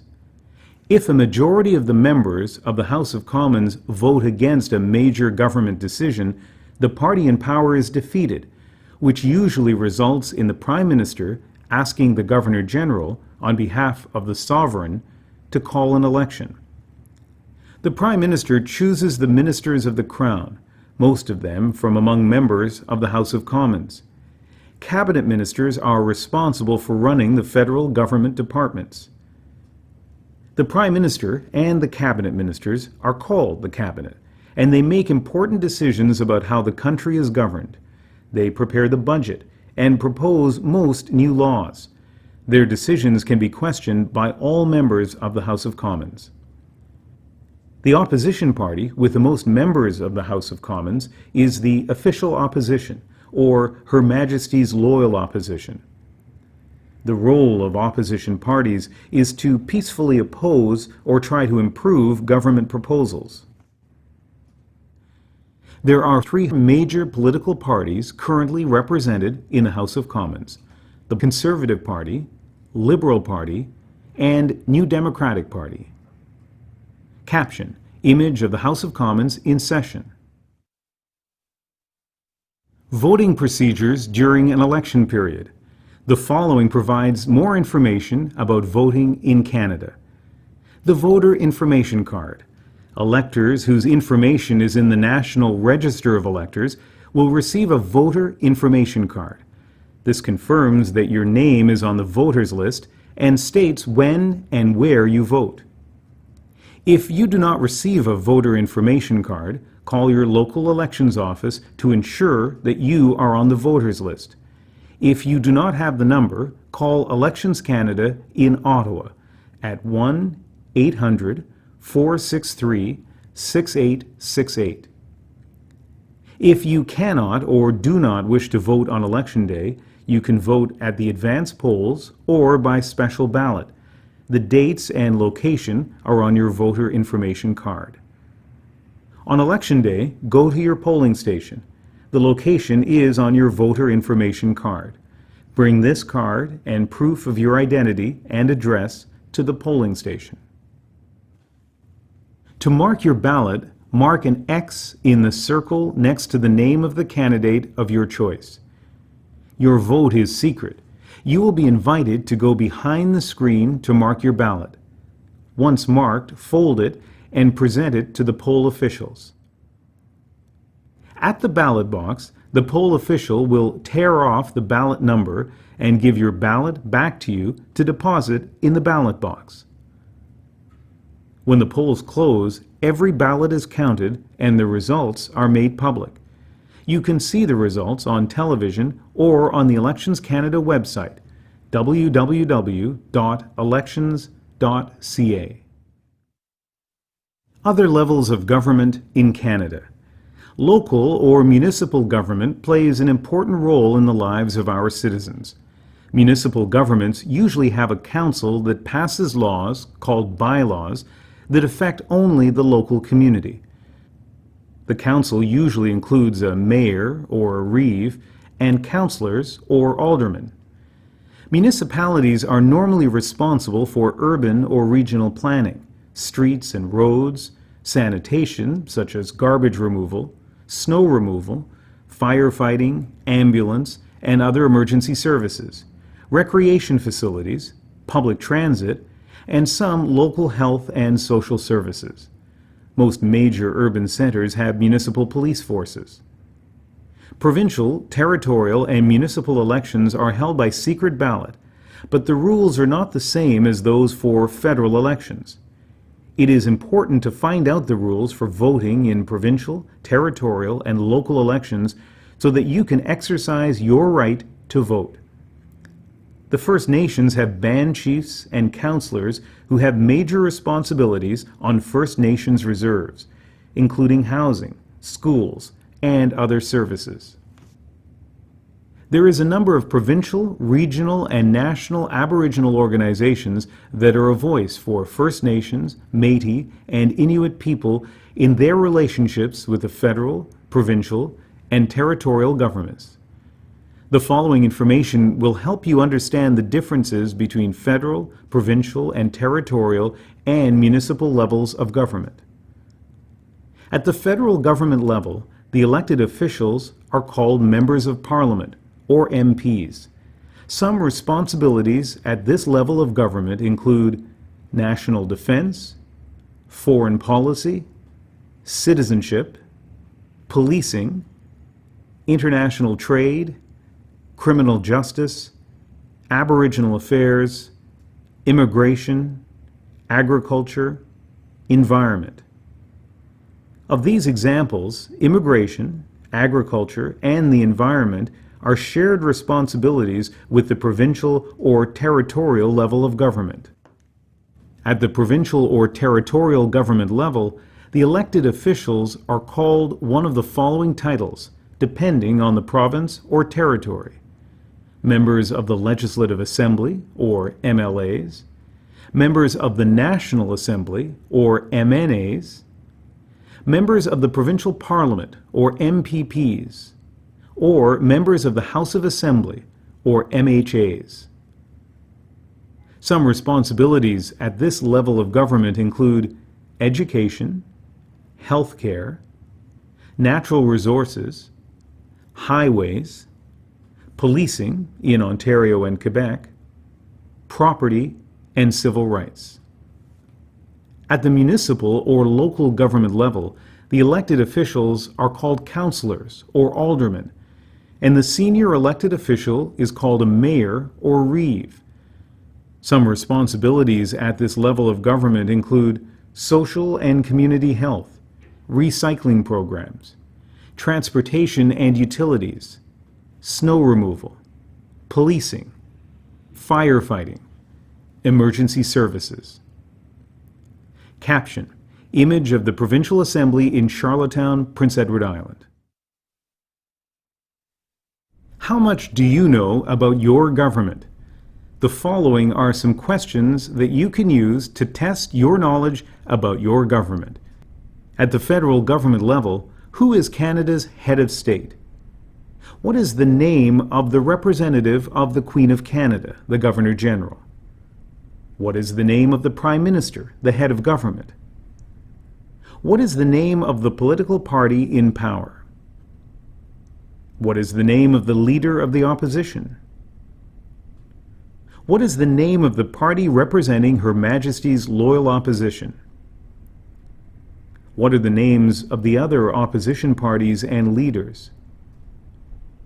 Who is your Member of Parliament, or MP, in Ottawa? What is your federal electoral district called? At the provincial government level, who is the Lieutenant Governor, the representative of the Queen in your province? Who is your Premier or head of government? What is the name of the provincial party in power? What are the names of the provincial opposition parties and leaders? Who is your provincial representative? At the territorial government level, what is the name of the commissioner who represents the federal government in your territory? What is the name of the premier? What is the name of your territorial representative? At the municipal government level, what is the name of the municipality where you live? Who is the head of the municipal government, mayor or reeve? Caption: Image of the Quebec City Hall, constructed in 1895 to 1896. The justice system. The Canadian justice system guarantees everyone due process under the law. Our judicial system is founded on the presumption of innocence in criminal matters, meaning everyone is innocent until proven guilty. Canada's legal system is based on a heritage that includes the rule of law, freedom under the law, democratic principles, and due process. Due process is the principle that the government must respect all of the legal rights a person is entitled to under the law. Canada is governed by an organized system of laws. These laws are the written rules intended to guide people in our society. They are made by elected representatives. The courts settle disputes and the police enforce the laws. The law in Canada applies to everyone, including judges, politicians, and the police. Our laws are intended to provide order in society and a peaceful way to settle disputes and to express the values and beliefs of Canadians. Caption: Image of the scales of justice from the Vancouver Law Courts, with the caption, "The blindfolded Lady Justice symbolizes the impartial manner in which our laws are administered, blind to all considerations but the facts." Caption: Image of a border guard with a sniffer dog inspecting the trunk of a car at the Canada-US border. Courts. The Supreme Court of Canada is our country's highest court. The Federal Court of Canada deals with matters concerning the federal government. In most provinces, there is an appeal court and a trial court, sometimes called the Court of Queen's Bench or the Supreme Court. There are also provincial courts for lesser offenses, family courts, traffic courts, and small claims courts for civil cases involving small sums of money. Police. The police are there to keep people safe and to enforce the law. You can ask the police for help in all kinds of situations. If there's been an accident, if someone has stolen something from you, if you're a victim of assault, if you see a crime taking place, or if someone you know has gone missing. There are different types of police in Canada.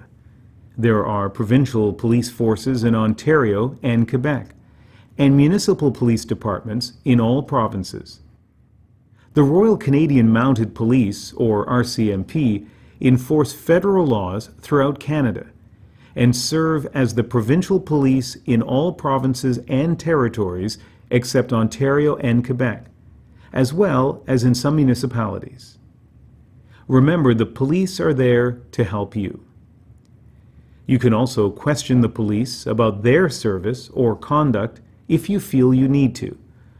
Almost all police forces in Canada have a process by which you can bring your concerns to the police and seek action. Getting legal help. Lawyers can help you with legal problems and act for you in court. If you cannot pay for a lawyer, in most communities there are legal aid services available free of charge or at a low cost. Captions. Image of jury benches. Image of a police constable helping a young boy. Image of a prison with caption, "Prisons have an essential role in punishing criminals and deterring crime." Canadian symbols. Canada has many important symbols, objects, events, and people that have special meaning. Together, they help explain what it means to be Canadian and express our national identity. Important Canadian symbols have been discussed throughout this booklet. The Canadian Crown. The Crown has been a symbol of the state in Canada for 400 years. Canada has been a constitutional monarchy in its own right since Confederation in 1867 during Queen Victoria's reign. Queen Elizabeth II, who has been Queen of Canada since 1952, marked her Golden Jubilee in 2002 and celebrates her Diamond Jubilee, or 60 years as sovereign, in 2012. The Crown is a symbol of government, including Parliament, the legislatures, the courts, police services, and the Canadian Forces. Caption. Image of the Mace of the House of Commons in Ottawa. Flags in Canada. A new Canadian flag was raised for the first time in 1965. The red, white, red pattern comes from the flag of the Royal Military College, Kingston, founded in 1876. Red and white had been colors of France and England since the Middle Ages, and the national colors of Canada since 1921. The Union Jack is our official royal flag. The Canadian red ensign served as the Canadian flag for about 100 years. The provinces and territories also have flags that embody their distinct traditions. Captions. Image of the Canadian flag of 1965. Image of the Canadian Red Ensign with caption, "The Canadian Red Ensign served as the national flag for 100 years and has been carried officially by veterans since 2005. The maple leaf. The maple leaf is Canada's best-known symbol. Maple leaves were adopted as a symbol by French Canadians in the 1700s, have appeared on Canadian uniforms and insignia since the 1850s, and are carved into the headstones of our fallen soldiers buried overseas and in Canada. The fleur-de-lis. It is said that the lily flower, fleur-de-lis, was adopted by the French king in the year 496. It became the symbol of French royalty for more than 1,000 years, including the colony of New France. Revived at Confederation, the fleur-de-lis was included in the Canadian Red Ensign. In 1948, Quebec adopted its own flag, based on the cross and the fleur-de-lis. Coat of arms and motto. As an expression of national pride after the First World War, Canada adopted an official coat of arms and a national motto, A mare asquad mare, which in Latin means from sea to sea. The arms contain symbols of England, France, Scotland, and Ireland, as well as red maple leaves. Today the arms can be seen on dollar bills, government documents, and public buildings. Caption. Image of the Royal Arms of Canada and of the Parliament. Image of the snowbirds with caption, "The snowbirds are a Canadian icon." The image shows 431 Air Demonstration Squadron. Parliament buildings. The towers, arches, sculptures, and stained glass of the Parliament buildings embody the French, English, and Aboriginal traditions and the Gothic Revival architecture popular in the time of Queen Victoria. The buildings were completed in the 1860s. The center block was destroyed by an accidental fire in 1916 and rebuilt in 1922. The library is the only part of the original building remaining. The Peace Tower was completed in 1927 in memory of the First World War. The memorial chamber within the tower contains the Books of Remembrance, in which are written the names of soldiers, sailors, and airmen who died serving Canada in wars or while on duty. The provincial legislatures are architectural treasures. The Quebec National Assembly is built in the French Second Empire style, while the legislatures of the other provinces are Baroque, Romanesque, and neoclassical, reflecting the Greco-Roman heritage of Western civilization in which democracy originated. Popular sports. Hockey is Canada's most popular spectator sport and is considered to be the national winter sport. Ice hockey was developed in Canada in the 1800s. The National Hockey League plays for the championship Stanley Cup, donated by Lord Stanley, the Governor-General, in 1892. The Clarkson Cup, established in 2005 by Adrian Clarkson, the 26th Governor-General and the first of Asian origin, is awarded for women's hockey. Many young Canadians play hockey at school, in a hockey league, or on quiet streets, road hockey or street hockey, and are taken to the hockey rink by their parents. Canadian children have collected hockey cards for generations. Canadian football is the second most popular sport. Curling, an ice game introduced by Scottish pioneers, is popular. Lacrosse, an ancient sport first played by Aboriginals, is the official summer sport. Soccer has the most registered players of any game in Canada. Caption. Image of the Montreal Canadiens, Stanley Cup champions in 1978. The beaver. The beaver was adopted centuries ago as a symbol of the Hudson's Bay Company. It became an emblem of the Saint-Jean-Baptiste Society, a French-Canadian patriotic association, in 1834, and was also adopted by other groups. This industrious rodent can be seen on the 5-cent coin, on the coats of arms of Saskatchewan and Alberta, and of cities such as Montreal and Toronto. Caption. Image of a beaver. Canada's official languages. English and French are the two official languages and are important symbols of identity. English speakers, Anglophones, and French speakers, Francophones, have lived together in partnership and creative tension for more than 300 years. You must have adequate knowledge of English or French to become a Canadian citizen. Adult applicants 55 years of age and over are exempted from this requirement. Parliament passed the Official Languages Act in 1969. It has three main objectives: establish equality between French and English in Parliament, the Government of Canada, and institutions subject to the Act; maintain and develop official language minority communities in Canada; and promote equality of French and English in Canadian society. Caption: Image of the Royal Canadian Mounted Police in Ottawa. National Anthem. O Canada was proclaimed as the national anthem in 1980. It was first sung in Quebec City in 1880. French and English Canadians sing different words to the national anthem. O Canada, our home and native land, true patriot love in all thy sons command.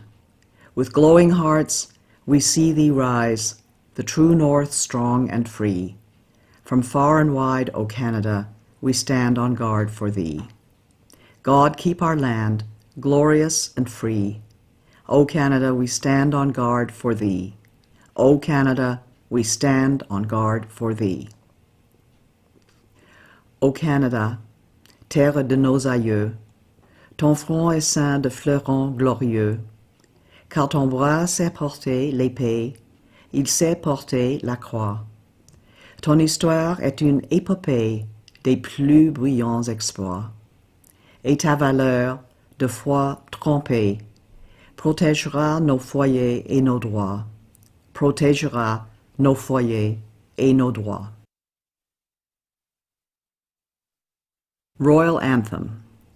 The Royal Anthem of Canada, God Save the Queen, or King, can be played or sung on any occasion when Canadians wish to honor the sovereign. God Save the Queen. God save our gracious Queen, long live our noble Queen. God save the Queen. Send her victorious, happy and glorious, long to reign over us. God save the Queen. Dieu protège la reine. Dieu protège la reine de sa main souveraine. Vive la reine, qu'un règne glorieux, long et victorieux, ronde son peuple heureux. Vive la reine. The Order of Canada and other honors. All countries have ways to recognize outstanding citizens. Official awards are called honors, consisting of orders, decorations, and medals. After using British honors for many years, Canada started its own honors system with the Order of Canada in 1967, the Centennial of Confederation. If you know of fellow citizens who you think are worthy of recognition, you are welcome to nominate them. Information on nominations for many of these honors can be found at www.gg.ca/document.aspx ? ID equals 70 ? LAN equals ENG. Caption. Image of Oscar Peterson with caption. Jazz pianist Oscar Peterson receives the Order of Canada from Roland Michener, the 20th Governor-General, in 1973.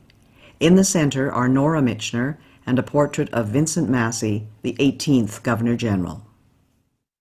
The Victoria Cross. The Victoria Cross, VC, is the highest honor available to Canadians and is awarded for the most conspicuous bravery, a daring or preeminent act of valor or self-sacrifice, or extreme devotion to duty in the presence of the enemy. The VC has been awarded to 96 Canadians since 1854. 6 recipients are included below with their images. Then Lieutenant Alexander Roberts Dunn, born in present-day Toronto, served in the British Army in the charge of the Light Brigade at Balaclava, 1854, in the Crimean War, and was the first Canadian to be awarded the Victoria Cross. Able seaman William Hall of Horton, Nova Scotia, whose parents were American slaves, was the first black man to be awarded the V.C. for his role in the Siege of Lucknow during the Indian Rebellion of 1857. Corporal Philip Konowal, born in Ukraine, showed exceptional courage in the Battle of Hill 70 in 1917 and became the first member of the Canadian Corps not born in the British Empire to be awarded the V.C. Flying ace Captain Billy Bishop, born in Owen Sound, Ontario, earned the V.C. in the Royal Flying Corps during the First World War and was later an honorary Air Marshal of the Royal Canadian Air Force. Captain Paul Triquet of Cabano, Quebec, earned the V.C. leading his men and a handful of tanks in the attack on Casa Berardi in Italy in 1943 during the Second World War, and was later a brigadier. Lieutenant Robert Hampton Gray, a Navy pilot born in Trail, BC, was killed while bombing and sinking a Japanese warship in August 1945, a few days before the end of the Second World War, and was the last Canadian to receive the V.C. to date. National public holidays and other important dates. The following are some national holidays and important dates in Canada. New Year's Day is January 1st. Sir John A. Macdonald Day is January 11th. Good Friday is the Friday immediately preceding Easter Sunday. Easter Monday is the Monday immediately following Easter Sunday. Vimy Day is April 9th. Victoria Day is the Monday preceding May 25th, which is the Sovereign's birthday. Fête Nationale is a holiday celebrated in Quebec on June 24th, which is the feast of St. John the Baptist. Canada Day is July 1st. Labor Day is the first Monday of September. Thanksgiving Day is the second Monday of October. Remembrance Day is November 11th. Sir Wilfrid Laurier Day is November 20th. Christmas Day is December 25th. Boxing Day is December 26th. Canada's economy, a trading nation. Canada has always been a trading nation, and commerce remains the engine of economic growth. As Canadians, we could not maintain our standard of living without engaging in trade with other nations. In 1988, Canada enacted free trade with the United States. Mexico became a partner in 1994 in the broader North American Free Trade Agreement, NAFTA, with over 444 million people and over $1 trillion in merchandise trade in 2008. Today, Canada has one of the 10 largest economies in the world and is part of the G8 group of leading industrialized countries, with the United States, Germany, the United Kingdom, Italy, France, Japan, and Russia. Canada's economy includes three main types of industries. Service industries provide thousands of different jobs in areas like transportation, education, healthcare, construction, banking, communications, retail services, tourism, and government. More than 75% of working Canadians now have jobs in service industries. Manufacturing industries make products to sell in Canada and around the world. Manufactured products include paper, high-technology equipment, aerospace technology, automobiles, machinery, food, clothing, and many other goods. Our largest international trading partner is the United States. Natural resources industries include forestry, fishing, agriculture, mining, and energy. These industries have played an important part in the country's history and development. Today, the economy of many areas of the country still depends on developing natural resources, and a large percentage of Canada's exports are natural resources commodities. Caption: Images of a lumber truck, of oil pump jacks in Alberta, of Atlantic lobster, and of a hydroelectric dam on the Saguenay River, Quebec. Canada enjoys close relations with the United States, and each is the other's largest trading partner. Over 3/4 of Canadian exports are destined for the USA. In fact, we have the biggest bilateral trading relationship in the world. Integrated Canada-USA supply chains compete with the rest of the world. Canada exports billions of dollars worth of energy products, industrial goods, machinery, equipment, automotive, agricultural, fishing and forestry products, and consumer goods every year. Millions of Canadians and Americans cross every year and in safety what is traditionally known as the world's longest undefended border. At Blaine in the state of Washington, the Peace Arch, inscribed with the words, "Children of a common mother" and "Brethren dwelling together in unity," symbolizes our close ties and common interests. Caption: Images of a car assembly plant in Oakville, Ontario, of the Port of Vancouver, of a research laboratory, of RIM's BlackBerry device, and of ice wine grapes in the Niagara region in Ontario. Canada's regions. Canada is the second largest country on Earth, with 10 million square kilometers. 3 oceans line Canada's frontiers: the Pacific Ocean in the west, the Atlantic Ocean in the east, and the Arctic Ocean to the north. Along the southern edge of Canada lies the Canada-United States boundary. Both Canada and the USA are committed to a safe, secure, and efficient frontier. The regions of Canada. Canada includes many different geographical areas and 5 distinct regions, which are the Atlantic Provinces, Central Canada, the Prairie Provinces, the West Coast, and the Northern Territories. The national capital. Ottawa, located on the Ottawa River, was chosen as the capital in 1857 by Queen Victoria, the great-great-grandmother of Queen Elizabeth II. Today, it is Canada's 4th largest metropolitan area.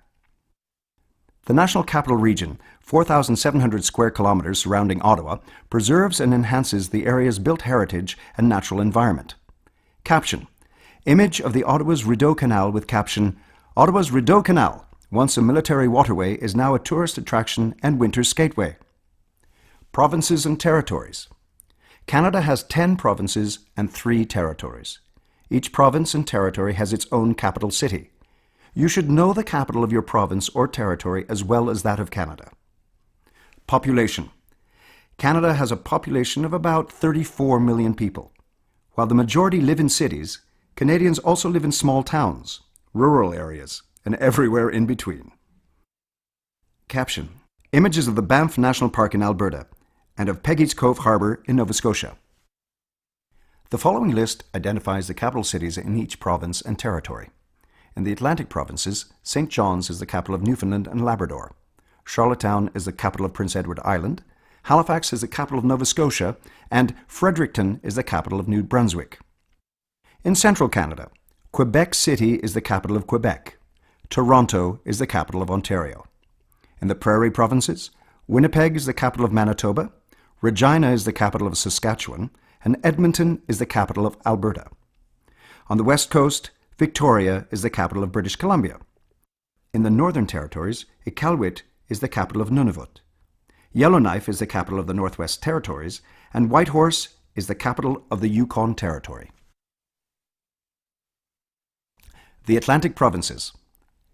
Atlantic Canada's coasts and natural resources, including fishing, farming, forestry, and mining, have made these provinces an important part of Canada's history and development. The Atlantic Ocean brings cool winters and cool, humid summers. Newfoundland and Labrador. Newfoundland and Labrador is the most easterly point in North America and has its own time zone. In addition to its natural beauty, the province has a unique heritage linked to the sea. The oldest colony of the British Empire and a strategic prize in Canada's early history, the province has long been known for its fisheries, coastal fishing villages, and distinct culture. Today, offshore oil and gas extraction contributes a substantial part of the economy. Labrador also has immense hydroelectric resources. Prince Edward Island. Prince Edward Island, PEI, is the smallest province, known for its beaches, red soil, and agriculture, especially potatoes. PEI is the birthplace of Confederation, connected to mainland Canada by one of the longest continuous multi-span bridges in the world, the Confederation Bridge. Anne of Green Gables, set in PEI by Lucy Maud Montgomery, is a much-loved story about the adventures of a little red-headed orphan girl. Nova Scotia. Nova Scotia is the most populous Atlantic province, with a rich history as the gateway to Canada.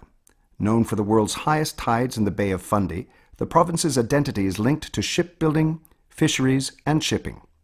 As Canada's largest east coast port, deep water and ice-free, the capital, Halifax, has played an important role in Atlantic trade and defence and is home to Canada's largest naval base. Nova Scotia has a long history of coal mining, forestry, and agriculture. Today, there is also offshore oil and gas exploration. The province's Celtic and Gaelic traditions sustain a vibrant culture. Nova Scotia is home to over 700 annual festivals, including the spectacular military tattoo in Halifax. New Brunswick. Situated in the Appalachian Range, the province was founded by the United Empire Loyalists and has the second largest river system on North America's Atlantic coastline, the St. John River System. Forestry, agriculture, fisheries, mining, food processing, and tourism are the principal industries. St. John is the largest city, port, and manufacturing centre. Moncton is the principal Francophone Acadian centre, and Fredericton the historic capital. New Brunswick is the only officially bilingual province, and about one-third of the population lives and works in French. The province's pioneer Loyalist and French cultural heritage and history come alive in street festivals and traditional music. Central Canada. More than half the people in Canada live in cities and towns near the Great Lakes and the St. Lawrence River in southern Quebec and Ontario, known as Central Canada, and the industrial and manufacturing heartland. Southern Ontario and Quebec have cold winters and warm, humid summers. Together, Ontario and Quebec produce more than 3/4 of all Canadian manufactured goods. Quebec. Nearly 8 million people live in Quebec, the vast majority along or near the St. Lawrence River. More than 3/4 speak French as their first language. The resources of the Canadian Shield have helped Quebec to develop important industries, including forestry, energy, and mining. Quebec is Canada's main producer of pulp and paper. The province's huge supply of fresh water has made it Canada's largest producer of hydroelectricity. Quebecers are leaders in cutting-edge industries such as pharmaceuticals and aeronautics. Quebec films, music, literary works, and food have international stature, especially in La Francophonie, an association of French-speaking nations. Montreal, Canada's second-largest city and the second-largest mainly French-speaking city in the world after Paris, is famous for its cultural diversity. Ontario. At more than 12 million, the people of Ontario make up more than one-third of Canadians. The large and culturally diverse population, natural resources, and strategic location contribute to a vital economy. Toronto is the largest city in Canada and the country's main financial centre. Many people work in the service or manufacturing industries, which produce a large percentage of Canada's exports. The Niagara region is known for its vineyards, wines, and fruit crops. Ontario farmers raise dairy and beef cattle, poultry, and vegetable and grain crops. Founded by United Empire Loyalists, Ontario also has the largest French-speaking population outside of Quebec, with a proud history of preserving their language and culture. There are 5 Great Lakes located between Ontario and the United States: Lake Ontario, Lake Erie, Lake Huron, Lake Michigan in the USA, and Lake Superior, the largest freshwater lake in the world. Prairie provinces. Manitoba, Saskatchewan, and Alberta are the prairie provinces, rich in energy resources and some of the most fertile farmland in the world. The region is mostly dry with cold winters and hot summers. Manitoba. Manitoba's economy is based on agriculture, mining, and hydroelectric power generation. The province's most populous city is Winnipeg, whose Exchange District includes the most famous street intersection in Canada, Portage and Main. Winnipeg's French Quarter, Saint-Boniface, has Western Canada's largest Francophone community at 45,000 people. Manitoba is also an important centre of Ukrainian culture, with 14% reporting Ukrainian origins, and the largest Aboriginal population of any province at over 15%. Saskatchewan. Saskatchewan, once known as the breadbasket of the world and the wheat province, has 40% of the arable land in Canada and is the country's largest producer of grains and oilseeds. It also boasts the world's richest deposits of uranium and potash used in fertilizer and produces oil and natural gas. Regina, the capital, is home to the training academy of the Royal Canadian Mounted Police. Saskatoon, the largest city, is the headquarters of the mining industry and an important educational, research, and technology centre. Alberta. Alberta is the most populous prairie province. The province and the world-famous Lake Louise in the Rocky Mountains were both named after Princess Louise Caroline Alberta, fourth daughter of Queen Victoria. Alberta has 5 national parks, including Banff National Park, established in 1885. The rugged Badlands house some of the world's richest deposits of prehistoric fossils and dinosaur finds. Alberta is the largest producer of oil and gas, and the oil sands in the north are being developed as a major energy source. Alberta is also renowned for agriculture, especially for the vast cattle ranches that make Canada one of the world's major beef producers. The West Coast. British Columbia is known for its majestic mountains and as Canada's Pacific Gateway. The Port of Vancouver, Canada's largest and busiest, handles billions of dollars in goods traded around the world. Warm air streams from the Pacific Ocean gives the BC coast a temperate climate. British Columbia. British Columbia, or BC, on the Pacific coast, is Canada's westernmost province, with a population of 4 million. The Port of Vancouver is our gateway to the Asia-Pacific. About 1/2 of all the goods produced in BC are forestry products, including lumber, newsprint, and pulp and paper products, the most valuable forestry industry in Canada. BC is also known for mining, fishing, and the fruit orchards and wine industry of the Okanagan Valley. BC has the most extensive park system in Canada, with approximately 600 provincial parks. The province's large Asian communities have made Chinese and Punjabi the most spoken languages in the cities after English. The capital, Victoria, is a tourist centre and headquarters of the Navy's Pacific Fleet. The Northern Territories. The Northwest Territories, Nunavut, and Yukon contain 1/3 of Canada's landmass but have a population of only 100,000 people. There are gold, lead, copper, diamond, and zinc mines. Oil and gas deposits are being developed. The North is often referred to as the land of the midnight sun, because at the height of summer, daylight can last up to 24 hours. In the winter, the sun disappears, and darkness sets in for 3 months.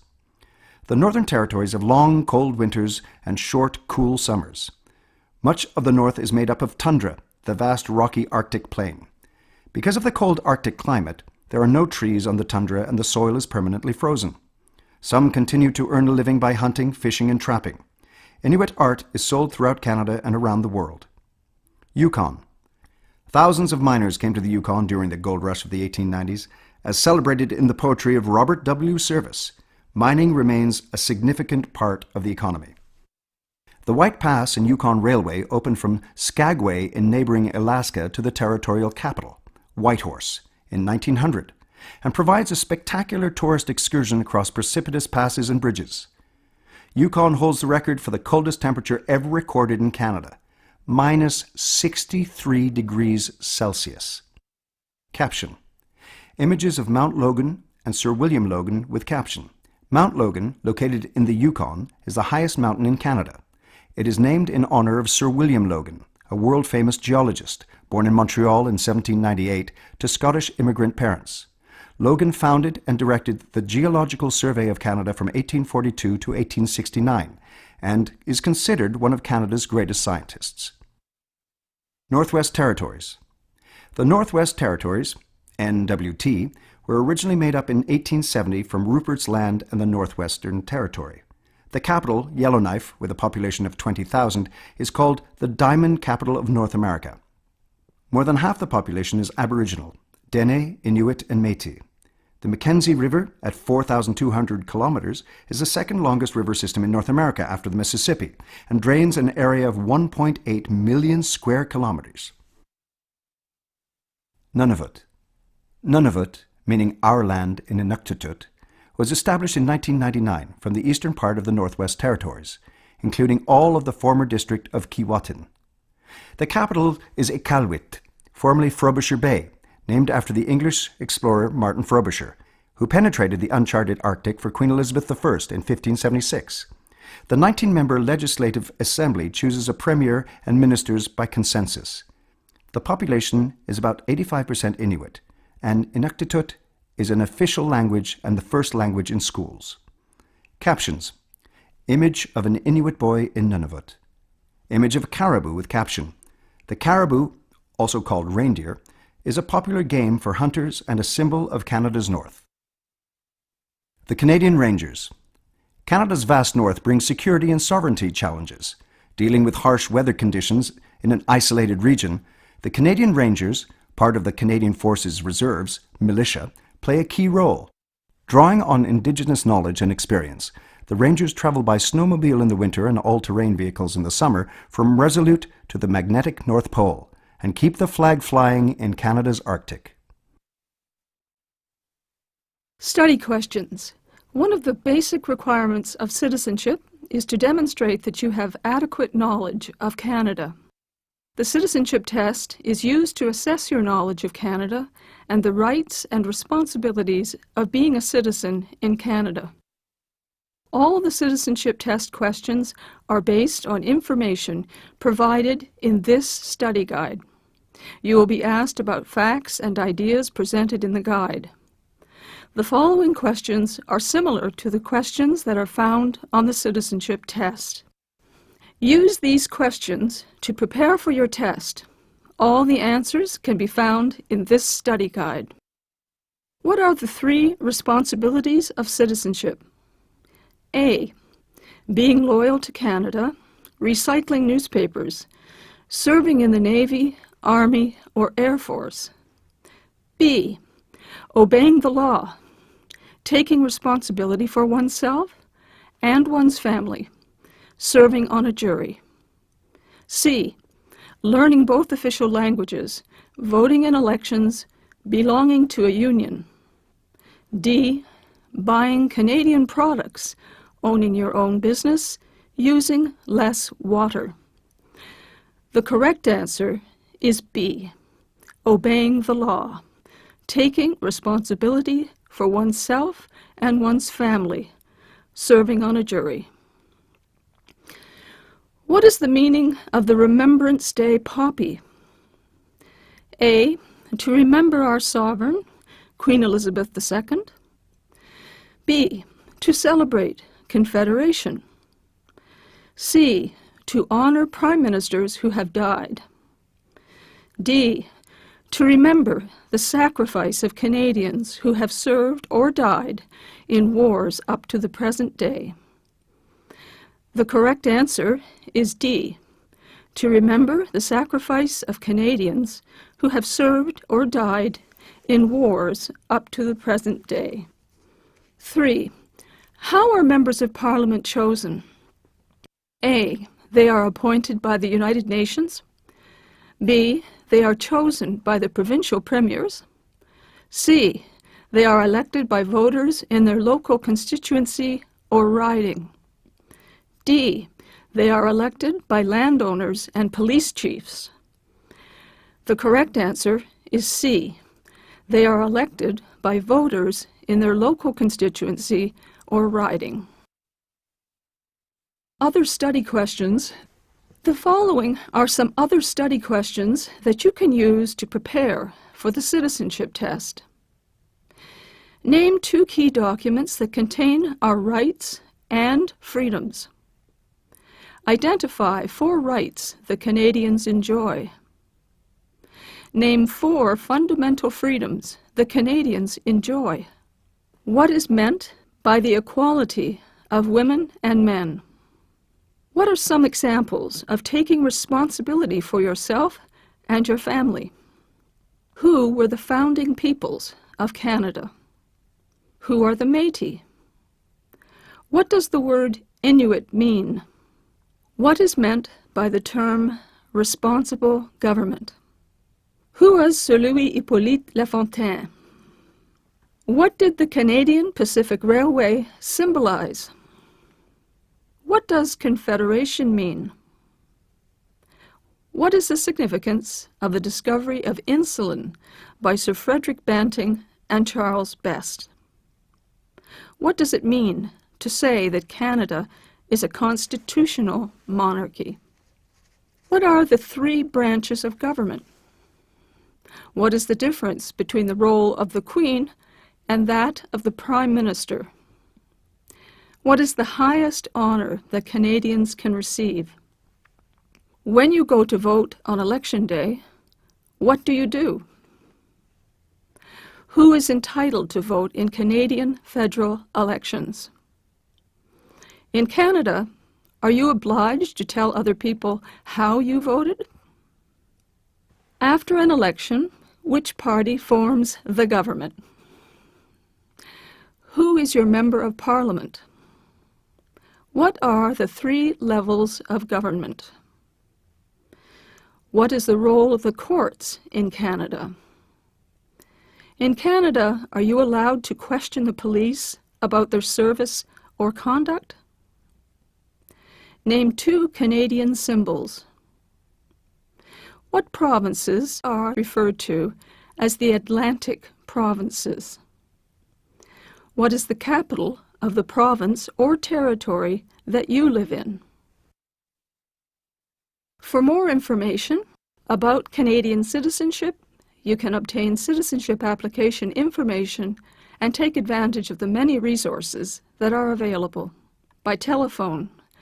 For all areas within Canada, the toll-free call center number is 1-888-242-2100. Online, you can visit the Citizenship and Immigration website at www.cic.gc.ca.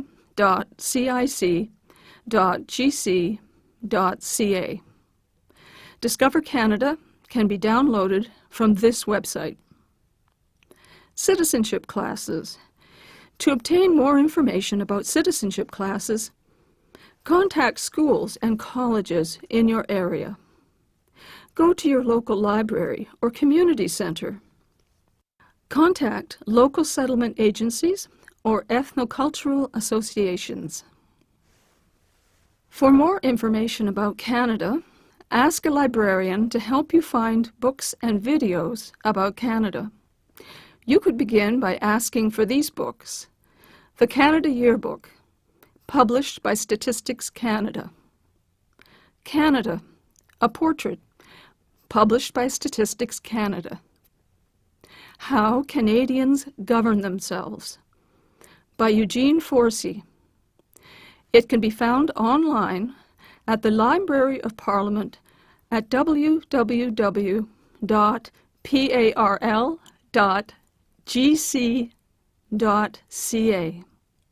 The Canadian Encyclopedia, including the Youth Encyclopedia of Canada, www.thecanadianencyclopedia.com.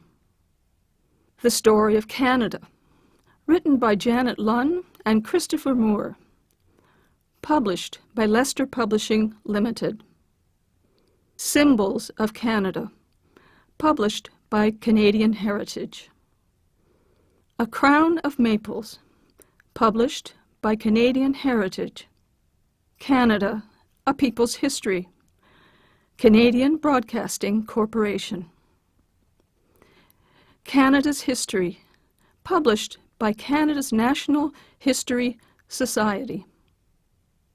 Kayak, Canada's history magazine for kids, published by Canada's National History Society.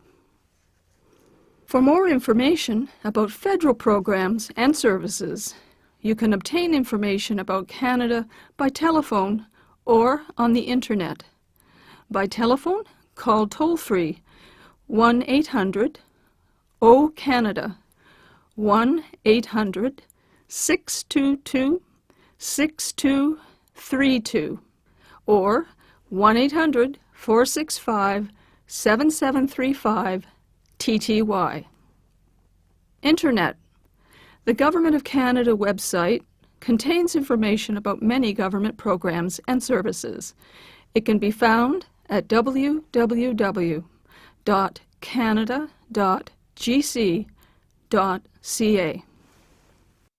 The following are other websites of interest that provide information on topics found in this guide. Websites about Canada.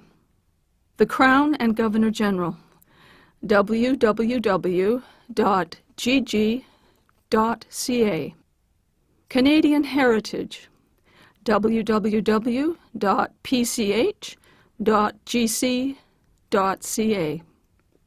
Atlas of Canada, http://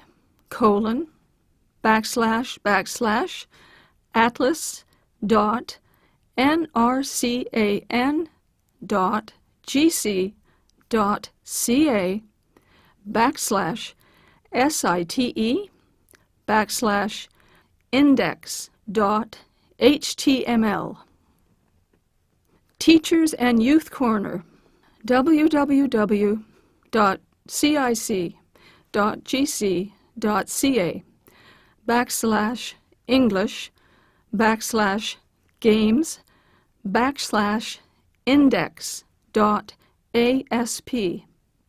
Parks Canada, www.parkscanada.gc.ca. Institute for Canadian Citizenship, www.icc-icc.ca.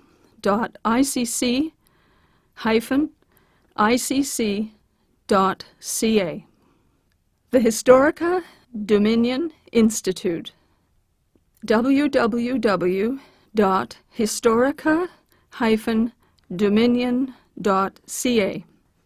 The Canadian Experience, a civic literacy project for the new mainstream, www.cdnexperience.ca.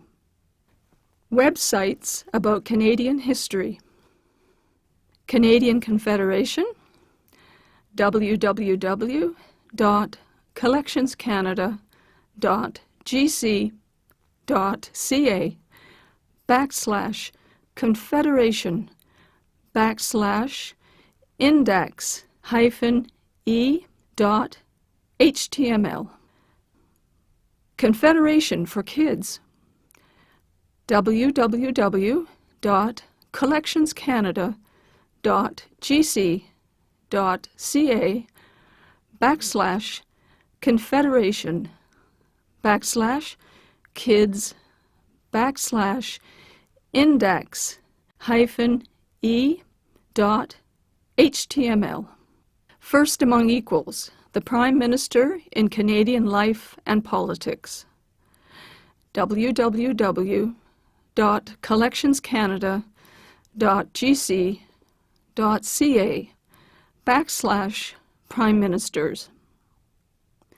Virtual Museum of Canada, www.virtualmuseum.ca. Canadian War Museum, www.warmuseum.ca. Canadian Black History, www.cic.gc.ca/English/games/main.asp.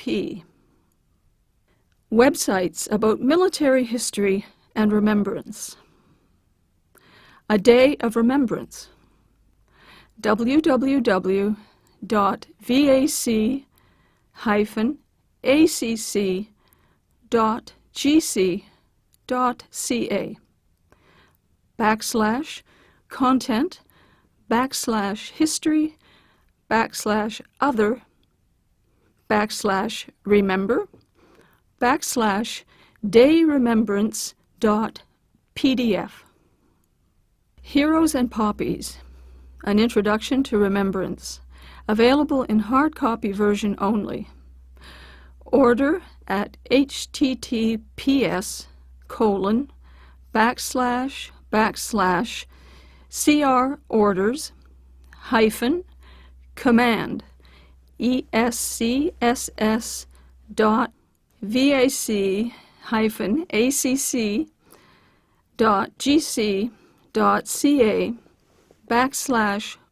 @order.php:/item_list_c=education kits. Canada Remembers, www.vac-acc.gc.ca/Canada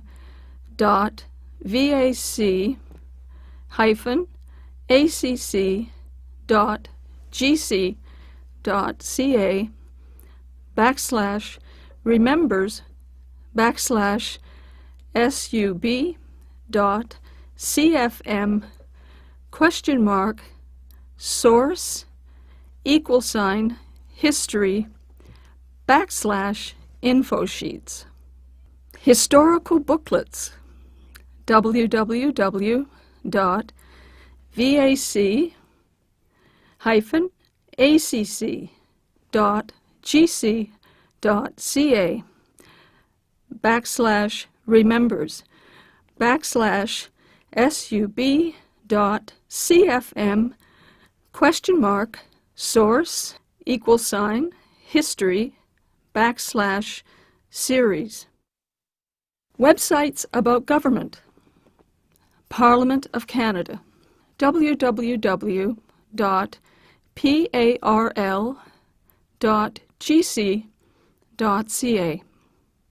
I can vote, www.elections.ca/content_youth.asp ?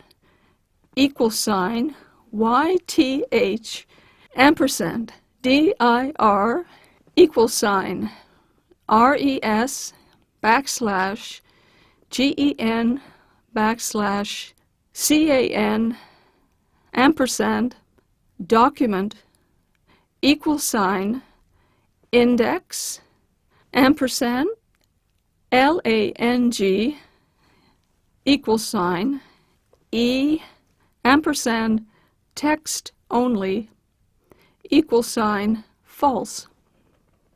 Canada's system of justice, www.justice.gc.ca/ENG/PUB/JUST.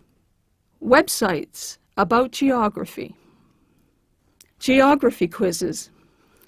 atlas.nrcan.gc.ca/site/English/learning resources /quizzes/index.html. Websites about creating a greener Canada. Sustainable development, www.pc/GC.ca/index_E.ASP. Being energy efficient, www.nrcan.gc.ca/EFFEFF/index-eng.php. Websites about getting involved.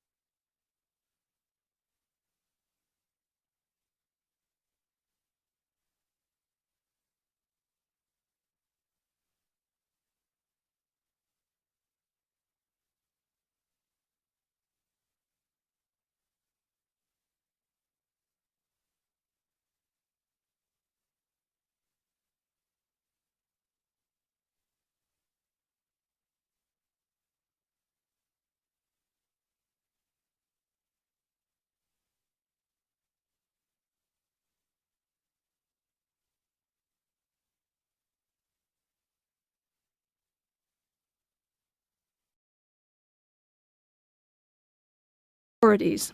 The following are the legal authorities under which Canada's citizenship program is administered. Section 5 of the Citizenship Act. Section 5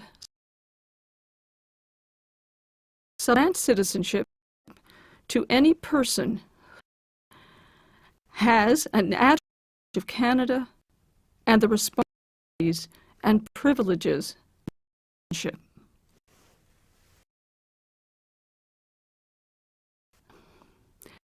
Knowledge of Canada and citizenship criteria. Section 15, subsection. A person is to have an adequate knowledge of Canada. Questions prepared by the minister, that they know the national symbols of Canada and have a general understanding of the following subjects. A. And military history. B. The characteristics of Canadian social and cultural history. C. And political geography. D. Characteristics of the Canadian government as a constitutional monarchy. And characteristics of Canada other than those referred to in paragraphs A to Section 15, Section 2. Is considered to have an adequate knowledge if they demonstrate, based on the responses to questions prepared by them, that they have a general understanding of the following subjects. A. Participation.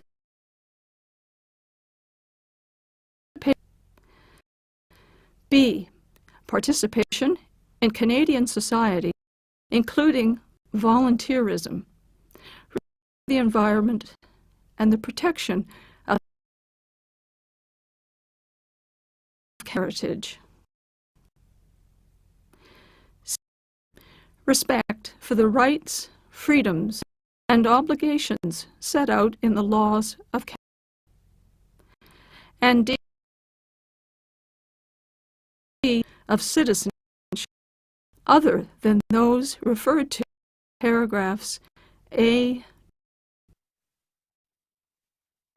Memorable quotes. For Canada, I want to remain the granite, the oak, and great among the nations of the world. Minister of Canada, 1896. Canadian, free to speak way, free to I think right, or free to choose to govern my country, to uphold for myself and all mankind.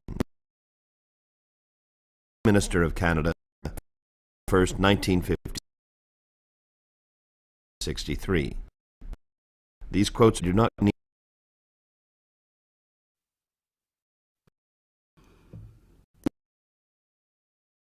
the gold medal in hockey Olympics in